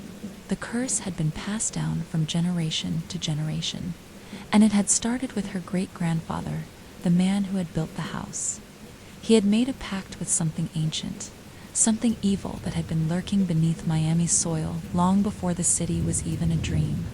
In exchange for wealth, power, and immortality, he had given up his descendants, each one bound to the house in a blood price. And now, Sophia was the last. Her pulse quickened. Was there another way? Could she break the curse, stop the house from claiming her and the world? The dark water was now waist-deep, and it moved with a sickening fluidity, as if it had a life of its own. Sophia looked around, eyes wide, and that's when she saw it. A small, forgotten door in the farthest corner of the cavern, hidden in the shadows. It was a passage she hadn't noticed before, a narrow crawl space that seemed to lead deeper into the bowels of the house. Could this be the way out? The way to break free? But even as the thought crossed her mind, she knew the truth. The house had been waiting for her to find it, to find the door, to find the place where the bargain had been made. Her father's ghost was still staring at her, its hollow eyes burning with expectation. "You can't run. It knows you," he rasped, his voice shaking as if it were both terrified and triumphant. "You are the end, the last one, the final piece." Sophia trembled, but there was something else growing within her, now a spark of defiance. A flicker of something that refused to be consumed. The house wanted her to submit. It wanted her to break, but she wouldn't. She couldn't. "You've fed on us for generations," Sophia whispered, her voice barely audible over the rushing water. "But it ends here." Her heart was pounding, but now it wasn't just fear. It was something more, a determination to break the cycle, to do whatever it took to end the house's reign of terror. The water rose higher, now reaching her chest. The shadows pressed in from all sides, suffocating her. The walls of the cavern began to groan and shake as the house reacted, its hunger growing, becoming more desperate. But then Sophia saw it, the altar, glowing faintly in the center of the room. The sigils were changing, warping, as if they had a mind of their own. They seemed to pulse in time with her heart. This was it. Sophia moved toward the altar, her legs now struggling to move through the dark water. But she didn't care. There had to be a way. There had to be a way to reverse the curse. As her fingers brushed the cold stone of the altar, the air around her crackled. A voice, deep and guttural, rumbled in her ears, though it wasn't her father's this time. This was something older, something beyond the house, beyond time. "You would defy the pact," the voice growled. "You think you can undo what has been done?" Sophia didn't answer. She couldn't, but she knew what she had to do. She reached into the altar's surface, pushing her hand deep into the stone, until she felt something cold and solid beneath. Then, with all the strength she could muster, she pulled. The stone groaned, and a sharp crack sounded through the cavern. The altar split open, revealing a small, glowing crystalline heart of dark, pulsating energy. The whispers grew louder, the voices twisting with rage. "No, you cannot," they screamed. But it was too late. Sophia lifted the crystal, her fingers trembling as she felt its unnatural energy surge through her. Her body convulsed with the force of it, her mind slipping into darkness, and for a fleeting moment, pulling her toward it. Then, with one final scream, she crushed the crystal. The house screamed with her. The moment Sophia crushed the crystal, the entire house seemed to shake in response. The air thickened, as if the world itself held its breath, and for a split second, everything was still. Then, the earth beneath her feet groaned an ancient, guttural noise that reverberated through the walls and deep into her bones. The very foundation of the house trembled, as if the building itself were alive, a living creature in its death throes. A scream echoed through the cavern, but it wasn't just the house. It was the voices of the spirits, all of them the ones who had been trapped here, the ones who had fallen victim to the curse. It was a sound that tore at the very fabric of her mind, a shriek that filled her with terror and grief. The walls seemed to pulse with a horrible rhythm, like a heart beating its final, desperate beat. The shadows in the room began to writhe, pulling away from the stone walls, twisting into forms, figures, faces, hands. They were coming. Her father's ghost appeared before her once more, but now he was no longer the tortured figure he had been before. His eyes were wide, filled with rage and despair. He opened his mouth, but the words that came out were not his own. The house, the curse, was speaking through him. It had taken him, taken everything. You think you can end it. The voice echoed, a deep, resonating sound that vibrated through her chest. You think the bargain can be broken? It's too late. You can't escape us. The air crackled with dark energy as the water at her feet surged higher, flooding the cavern like an unstoppable tide.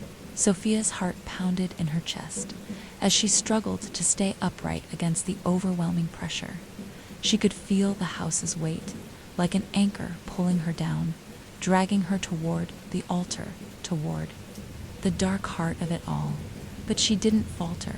She couldn't. She wiped the cold sweat from her forehead, her hands shaking as she looked down at the wreckage, though. Pieces of the broken crystal scattered across the floor, the faint glow of its remnants still flickering like a dying star. I'm ending this. She looked around, her eyes wild. The walls were alive now, their carvings moving, shifting, as if the house was rewriting itself. Each rune, each symbol, seemed to grow, stretching, reaching for her soul. They pulled at her, tugged at her body, trying to steal her away, trying to drag her into the darkness where they would consume her forever. But Sophia wasn't going to let them. She had come too far. The whispers were deafening now. Feed us, they begged, their voices desperate. Become one of us. Give in. The temperature in the room dropped, and Sophia could see her breath fogging in the air, her limbs growing heavy with the cold. She could feel the weight of the curse, pushing against her chest, squeezing the breath out of her. It wanted to swallow her, but Sophia held her ground, her feet sinking deeper into the water, her back pressed against the altar as she fought to keep standing. And then she saw it, the one thing she had missed before, the thing that might be the key to ending it all. At the base of the altar, hidden in the shadows, was a small, almost imperceptible crack in the stone. Sophia's eyes narrowed, and she forced herself forward, her legs trembling with exhaustion, her body shivering from the cold and the sheer weight of the house's oppressive presence. With trembling fingers, she reached into the crack, feeling the smooth stone surface under her touch. It felt different, colder, almost unnatural. There was something buried here, something waiting, with one final, desperate push. She broke the stone free. The earth trembled again, this time even harder than before. And then, from deep within the altar, a low rumble began, a hum that filled the air, vibrating in her chest. It was like a door opening, like something ancient, something vast. Was awakening dot from the darkness beneath. A faint light began to glow, a soft, blue-white light that shimmered like moonlight. Sophia's heart skipped a beat. The light grew brighter, sharper, and then it exploded. A wave of pure energy surged outward, a shockwave of light and sound that threw Sophia backward, sending her crashing into the cold stone floor. She gasped for air as the world spun around her. The walls began to crack, the house groaning in agony as if it were being torn apart from the inside. The spirits screamed, their voices now shrill, desperate, pleading. The house trembled violently, and the flood of water that had been rising around her surged violently, crashing against the walls in torrents. It was like a storm note, a tidal wave of chaos, and Sophia could feel it all, the weight of every soul that had been trapped here, the weight of every life that had been lost. She felt it all, but she did not falter. In the distance, beyond the cacophony, she heard it, the faint sound of someone crying, a soft, familiar sound, her mother. Sophia's chest tightened, and her thoughts grew hazy for a moment. She was hearing her mother's voice, crying out in pain. It was a sound she had never forgotten, the last memory of her mother before she had disappeared into the house, taken by the curse. No, not again. Sophia stood, her legs unsteady, her body shaking with exhaustion. But she had to finish this. She had to end it now. The light from the altar was now blinding, washing over everything. The walls cracked and splintered, the house screaming in pain. The house was dying. The curse was breaking. But before she could take another step, a figure appeared in front of her mother, pale and translucent, her face sorrowful but peaceful. She reached out, her hands trembling, and Sophia felt a chill course through her. But it wasn't from the cold. "You've done it," her mother's voice whispered, echoing softly in the chaos. "You freed us all." The house trembled again, the walls shaking with one last violent convulsion. And then silence. The water stopped rising. The house stopped groaning. And for the first time in what felt like forever, Sophia felt stillness, peace. But as the darkness lifted and the house began to crumble, she realized some things could never be fully undone. There would always be a piece of her left behind, bound to the house. Still, she had broken the curse. She had freed the souls, and for the first time, Sophia felt the weight of the house lift from her shoulders. The burden was gone. As the house groaned one final time, its monstrous weight seemed to collapse in on itself, leaving only silence and the scent of decay that had been clinging to its walls for centuries. The air was thick with the remnants of the curse, a palpable heaviness that seemed to hang in the room long after the echoes of destruction had faded. The last whispers of the spirits that tormented the lost had dissolved, their cries fading into nothingness, like the smoke of a dying fire. Sophia remained, standing in the midst of the ruin, her body trembling with the exertion of the battle she had just fought. The air around her was colder than it had been before, but it wasn't the cold of the house, it was the cold of finality. "Is it over?" she whispered, the words barely audible, as if speaking louder might summon the nightmare back to life. Walls were still. The water had receded, leaving only a thin, dark sheen across the floor. The altar, now split in two, had ceased glowing. The light from the crystal had been extinguished, leaving only the hauntingly pale reflection of the broken house in the stagnant pools of water that lingered. Her mother's ghost stood before her, still and silent, her transparent form shivering. In the remnants of the storm, her face, once filled with sorrow, now wore a look of peace, a softness that Sophia hadn't seen in years. "You did it," her mother said, her voice faint but full of pride. "You ended it. You broke the curse." Sophia took a deep breath, as though she were waking from a long, suffocating nightmare. Her heart, still pounding with the adrenaline of what she had just done, began to slow as the truth of it all sank in. The house was dying, the curse broken, and the souls were finally free. Her family, the house, the horrors of the past, they were no longer her burden. But even in the face of victory, there was a quiet emptiness within her, an unspoken question that lingered, threatening to swallow her whole. "But what now?" she asked, her voice breaking, the weight of the world pulling her back into the silence. She wasn't sure if she was asking her mother, or the house, or herself. It didn't matter. The question hung there, unanswered, suspended in the air.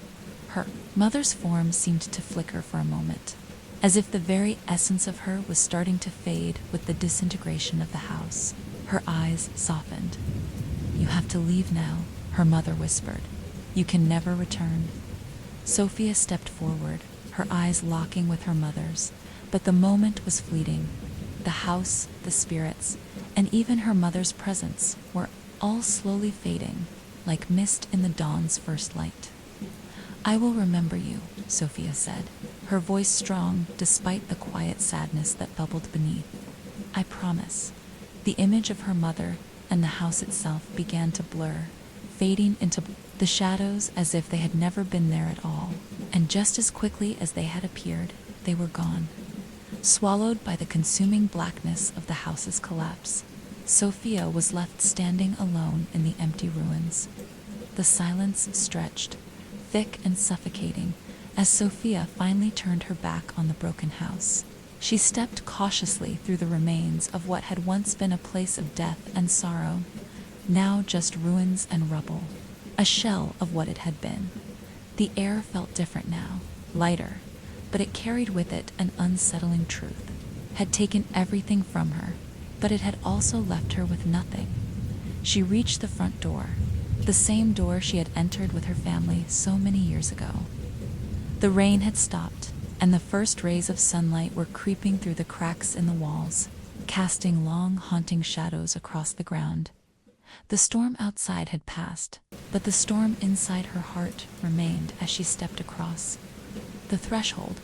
She felt a strange pull, as if the house was calling her back, one last attempt to draw her into its cursed web. But this time, Sophia stood firm.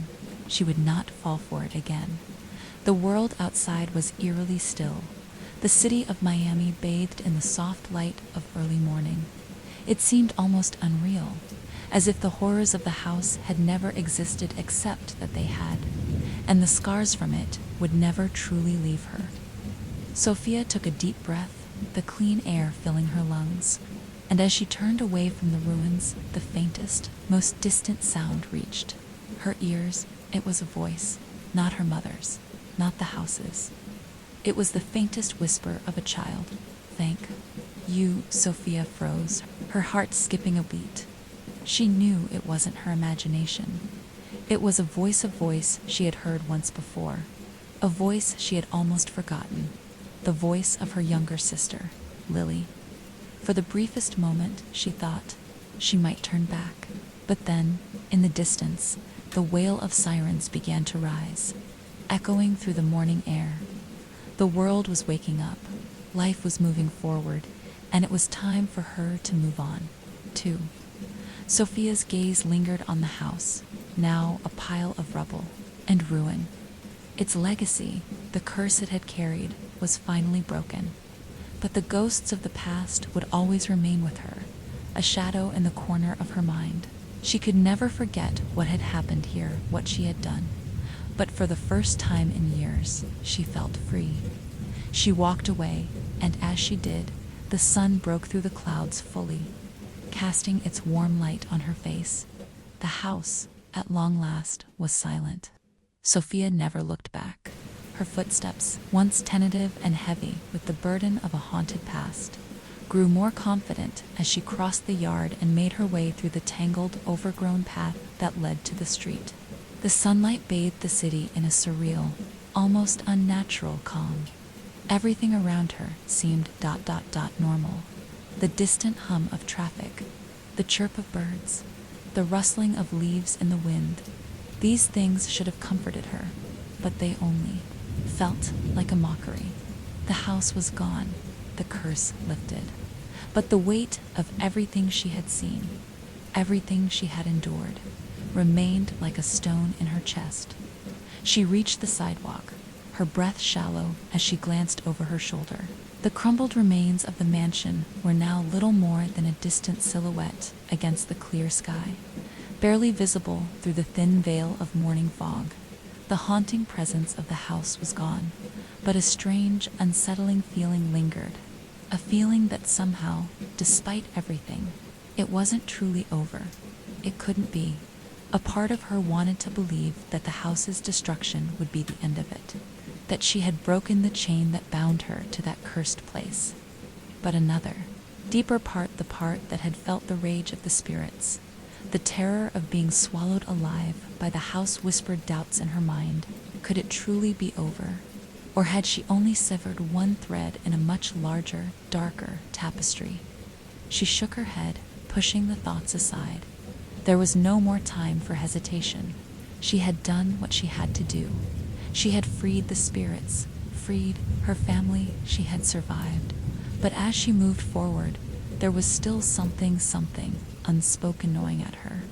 She could feel it now, pulling at the edges of her thoughts. A chill crept down her spine. Her breath caught. The faintest sound reached her ears, a whisper, soft but unmistakable, like a memory echoing through the wind. The sound of a child's laugh. Lily. She stopped dead in her tracks. Her heart skipped a beat, and she whirled around, her eyes scanning the empty street behind her. The house was still gone. Nothing but the broken foundation and the remnants of its walls now. The silence that had replaced the place was unnatural. No longer was the house haunted by a presence. Yet the whisper, the laugh, was still there. Lily. Sophia whispered her sister's name, the words barely escaping her lips. She felt the sting of grief, the ache that had never fully healed the pain of losing her sister so long ago. She had come to terms with it. She had moved on, or at least she thought she had. But now, the sound of her sister's laughter haunted her like an open wound. She stood there. In the quiet morning light, her heart racing in her chest. The voice of a child seemed to echo again, more clearly this time, and it was coming from the street, the direction she had been walking. The sound was faint, like a memory slipping through her fingers, but it was real. It had to be. A flash of movement caught her eye. Sophia turned sharply. A figure small, running, darting between the distant buildings at the edge of the street. Her breath caught. Lily. It couldn't be. She knew it couldn't be. Her sister had died years ago, her body never found, but there had always been a part of Sophia that refused to believe it, that couldn't accept the finality of it. The laugh echoed again, this time with a playful, almost taunting edge to it. It was unmistakably Lily's voice. Sophia hesitated, her feet frozen in place. Was she losing her mind? Was she seeing things? The events of the house, the destruction. The spirits, it all felt like a fever dream now, a world that had shifted around her. Was the curse still working its way through her? But then the voice came again, clearer than ever, and the childlike giggle rose from the street just ahead. Catch me if you can. Sophia's heart pounded, and for the first time since escaping the house, a terrible, undeniable sense of dread washed over her. She took a hesitant step forward, and then another, her feet leading her toward the sound. The streets were empty, but the laughter persisted, echoing down the quiet road, teasing her, coaxing her forward. Lily. She muttered the name under her breath, a plea, a whisper. The sound of her sister's voice was like a siren song, pulling her back into the nightmare she thought she had escaped. She couldn't explain it, but something inside her urged her to follow, as though the only way to silence the whispers was to find her. The distance between Sophia and the figure shrank with each step, and the world around her seemed to blur and distort, like the edges of reality were bending. The buildings ahead of her appeared to warp, stretching and shifting like something out of a feverish dream. She could almost see the figure, now a small shadow, moving with the grace of a child, darting between the wreckage of forgotten buildings. Sophia's pulse quickened. She called out, her voice trembling, barely more than a whisper in the rising wind. Lily, is it really you? The shadow stopped. For a moment, the world went completely still. Then it turned. The face, too small to be anything but a child's, peered back at her eyes wide, filled with a knowing sadness. The child raised a hand, pale and slender, as though inviting Sophia closer. It was the face of a girl Sophia recognized. Her sister, Sophia's. Breath hitched. Her legs moved of their own accord, each step heavier than the last, as she drew closer to the figure. Her heart thudded loudly in her chest, the weight of grief and guilt crashing over her all at once. She had to know, had to see her. But as she reached out, just a foot away, the figure's face contorted into something ... wrong. The eyes shifted, black as coal, and the smile stretched unnaturally wide, like a rictus grin from a nightmare. You should have left me behind, the figure hissed, its voice no longer the innocent giggle of a child. It was darker now, filled with malice and something ancient. Sophia stopped in her tracks, the blood draining from her face. The wind howled around her, and the ground beneath her feet began to crack. The world twisted. The laughter once sweet was now an agonizing sound that echoed in her ears like the last breath of someone dying. No, Sophia whispered, stepping back, her mind frantically searching for an explanation. You're not real. The figure's eyes widened, and for a fleeting moment, Sophia thought she saw a flicker of recognitions, something buried deep within the abyss. I was never meant to be. And then, with a final, chilling laugh, the figure vanished, swallowed by the wind. The world snapped back into place, and Sophia was left standing in the empty street, alone once more. The laughter, the figure, the twisted reflection of her sister gone. But deep inside, Sophia knew the truth. The curse had not ended. The haunting had not stopped. It had only changed its form. Sophia stumbled back, her heart racing, the air thick with a cold that clung to her skin like a shadow. Her breath came in sharp, shallow gasps as she surveyed the empty street. The ghostly figure of her sister disappearing into the wind like some forgotten memory. Her pulse drummed in her ears, drowning out the world around her. She reached out to steady herself against the cracked brick wall of a building, her fingers gripping the rough surface, as if it might anchor her to reality. Her mind still spinning with the vision she'd just witnessed, fought to piece together what had just happened. Had it been real? Or had the curse somehow followed her, bled into the waking world, and taken on a new form? It was her, she whispered, the words rasping from her throat. It was really her, but how? Lily had been dead for years, hadn't she? Sophia pressed her hands to her temples, trying to fight back the overwhelming sense of confusion, the crushing weight of the past that seemed to rise up from the pit of her stomach like bile. Sophia forced herself to take a step back, away from the spot where the figure had vanished. She had to leave. She had to get away from here before she lost herself to whatever madness was now consuming her. She turned to walk toward the street corner, the distant hum of the city's bustle, now mixing with the eerie silence that still clung to the wreckage of the house behind her. It felt as though she were walking in a dream, her feet moving, but her mind still caught in the web of the past, still trapped by the horrors she thought she had left behind. As she approached the end of the street, she froze. There at the corner, standing beneath a flickering streetlight, was a figure familiar but distant. She blinked. It was her mother. Her stomach lurched. Her legs felt like lead, the weight of her mother's ghostly presence almost unbearable. She could see the outline of her mother's form, pale and transparent, just as she had appeared in the house, her eyes soft but filled with something impossible to define. Her lips parted, and Sophia could hear the faintest whisper, so soft it was almost inaudible. "You left me behind, Sophia." ... Sophia's blood ran cold.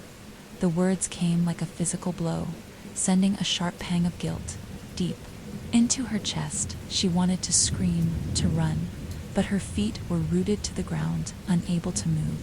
Her mother's ghost was back, and worse still, she was no longer the comforting figure Sophia had clung to in the house. Now she was something darker, twisted by the very house that had once held them all captive. I couldn't save you," Sophia choked, her voice barely above a whisper. She tried to step forward, but her legs felt unsteady, as though they might give out beneath her. "I tried, but I couldn't. I didn't know." Her mother's ghost tilted her head slightly, a small, almost pitying smile curling her translucent lips. The smile was both loving and cruel, the kind that only someone who truly knew you could offer. "You didn't know because you weren't meant to know. We were all meant to be a part of this place, Sophia. We were always part of its curse." Sophia took a step back, her mind reeling, the truth of the words sinking in like ice water in her veins. The house had always been more than just a place. It had been the prison for her family, a vessel to hold them, to consume them, to make them part of its ancient torment. "But why me?" Sophia's voice cracked. "Why was I spared?" Her mother's ghost let out a soft laugh, a sound that seemed to echo from beyond the grave. "You weren't spared, Sophia. You were chosen." The words hit Sophia like a slap in the face, and a cold shiver ran down her spine. Chosen? For what? The air around her grew colder, and the streetlight flickered above her, casting long shadows that twisted unnaturally on the cracked pavement. The world seemed to bend and distort once again, and Sophia's eyes snapped back to her mother's face. The transparent figure of her mother was gone. In her place stood Lily, but not the Lily she remembered. No, this was something else. The girl had grown taller, older, but there was something distinctly wrong about her. Her eyes were wide, almost too wide, with a glassy, vacant look that made Sophia's heart lurch in her chest. Sophia opened her mouth to speak, but the words caught in her throat. "You didn't leave me behind, Sophia." Lily's voice rang out in the stillness, her voice now hollow, a distorted version of the childlike laughter Sophia had once known. "You're still with me. We are all still here." Sophia stumbled backward, her head spinning as the world around her seemed to distort once more. The curse, it had never truly ended. The house hadn't been the source of Etit.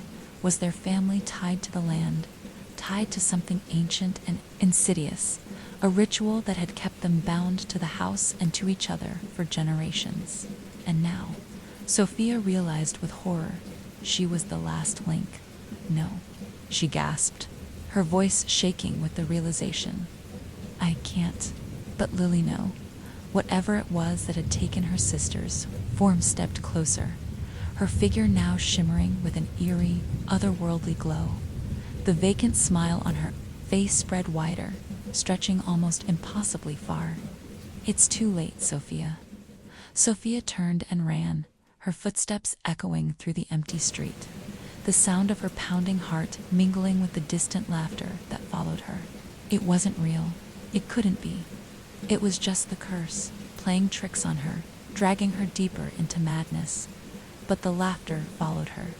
The shadows chased her, and deep within the marrow of her bones, Sophia knew the past wasn't done with her. It was never done. The curse had only just begun. Sophia's legs burned with exhaustion, her breath ragged as she sprinted through the narrow streets, the shadows stretching long behind her, taunting, pursuing. The world around her had begun to crumble into something unrecognizable. Every building, distorted, every corner twisted into a nightmare version of itself. The wind howled like a beast in the distance, drowning out the muffled sound of footsteps following her. Closer, closer. She couldn't outrun it. She couldn't outrun what had followed her from the house, what had chased her from the very bones of the earth itself. The laughter, the whispers, the impossible shadows of her family that had no right to exist in this world. They were everywhere, now closing in, suffocating the air around her. "Stop, Sophia." The voice came like a breath on her neck, and she spun around, terror shooting through her veins. There, standing in the middle of the street, was her mother's ghost. But this time, it was not the calm, sorrowful figure Sophia had seen before. The face was contorted, the eyes hollow, black holes that stared into her soul. Her mother's mouth opened wide, her voice no longer the soft whisper it had been before, but a roar of anger and grief. "Why didn't you save us?" Sophia's heart pounded in her chest, the weight of the question pressing down on her, suffocating her. She couldn't answer. She didn't know. The guilt, the shemit, was too much to bear. But then, the ground beneath her feet began to shift. The very pavement cracked open like an old wound, a deep chasm opening up below her. She screamed and staggered backward, the asphalt crumbling away beneath her, revealing a pit of swirling darkness and abyss that seemed to stretch on forever, consuming everything it touched. "No," she cried out, her voice hoarse, desperate. She backed away as the darkness spread, tendrils of shadow reaching out, dragging at the air, pulling her toward the void. "You never understood, did you?" The voice of her mother crooned, now distant, almost mocking. "You were never meant to survive, Sophia." Sophia stumbled, her foot catching on a piece of broken concrete, and she fell forward into the chasm. She reached out, her hands flailing, grabbing at anything she could find to hold onto. The air felt thick, heavy with the weight of years of sorrow and rage. as if the very atmosphere were suffocating her. Then a cold skeletal hand gripped hers, pulling her back. Her heart skipped a beat. She looked up. Standing over her was the twisted figure of Lily, her face still warped. The unnatural smile spread wide across her face, but there was something different about her now, something more powerful. Her eyes gleamed with an ancient knowing, an unholy hunger.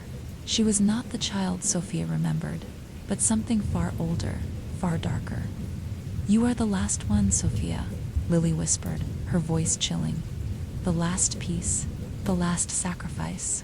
Sophia's eyes widened in horror as Lily dragged her closer to the edge of the chasm, the shadows now swirling around them, reaching for her, licking at her feet like hungry flames. "No," Sophia cried out, struggling against the cold grip. That held her. I won't be a part of it. I won't." But the figure above her only smiled wider, the grin splitting her face in grotesque proportions, her teeth glinting in the darkness like rows of broken glass. "You were always meant to join us," Sophia screamed, the sound ripped from her throat as the earth beneath her feet cracked wider, the darkness beneath her growing ever deeper, ever more insatiable. She tried to claw at the edges of the street, but the shadows closed in around her, pulling her toward the center of the abyss. For the briefest of moments, she felt a flicker of something, a memory, a face. Her father, Sophia. The cry was distant, like a whisper from another life. Her father's voice, the one she had tried so hard to forget, reached her ears. It was not a memory this time, it was real. She looked up in confusion, and there, standing in the distance, was her father. But he was not as she remembered him. He was translucent, his figure wavering in the air like a reflection in a broken mirror. His eyes, once filled with love, were now shadowed with regret, sadness, and something darker still. He reached toward her, his hands trembling. "Sophia, you have to come back. It's not too late." Tears stung Sophia's eyes as she fought to stay awake, to resist the pull of the darkness beneath her. Her father, was he real? Was this another trick? The shadows recoiled as if in pain when her father's figure appeared, his presence pushing back the void, if only for a moment. "You must listen," he said, his voice full of pleading. "You cannot let it consume you, Sophia. You have to fight.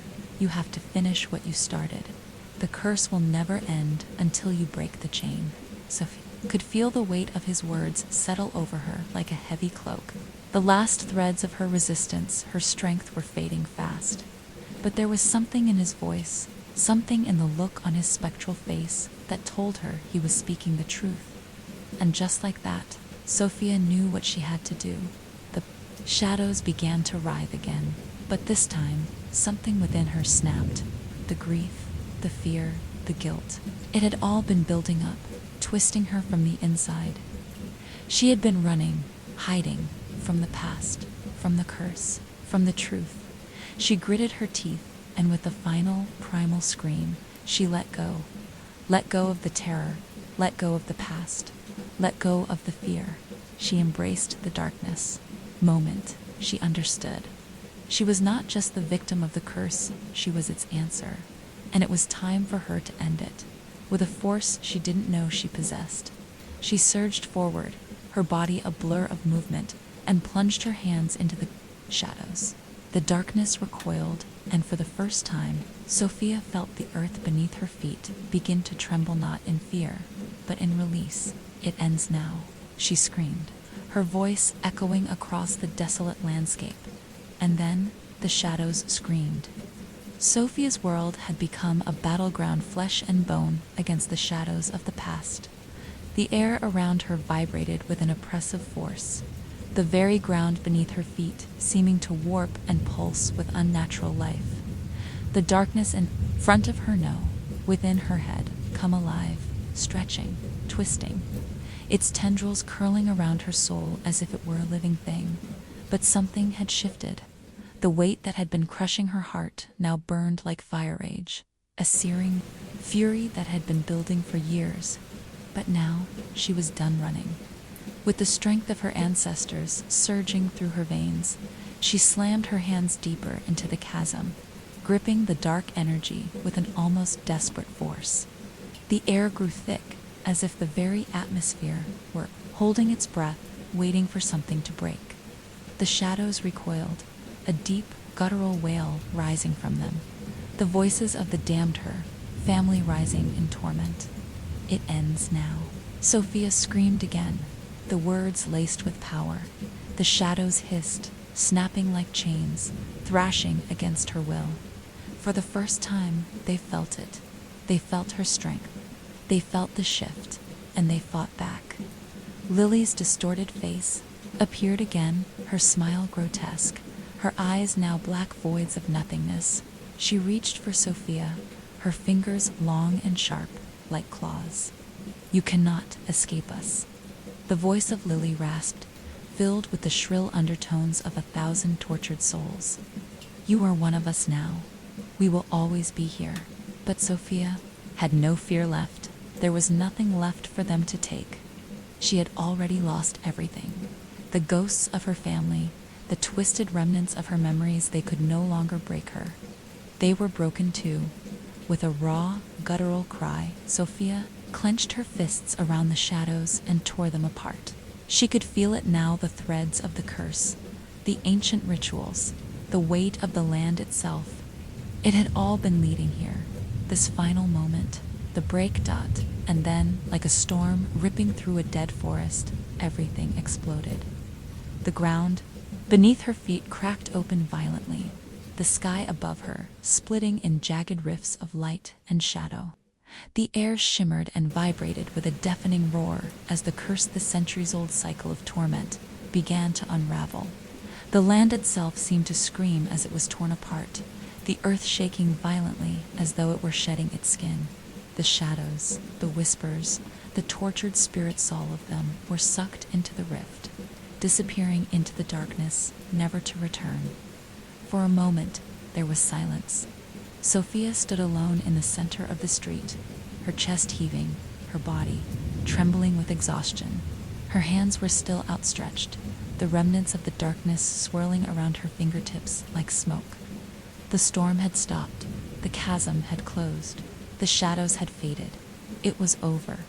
Her breath was ragged, the weight of what she had just done settling like stone in her chest.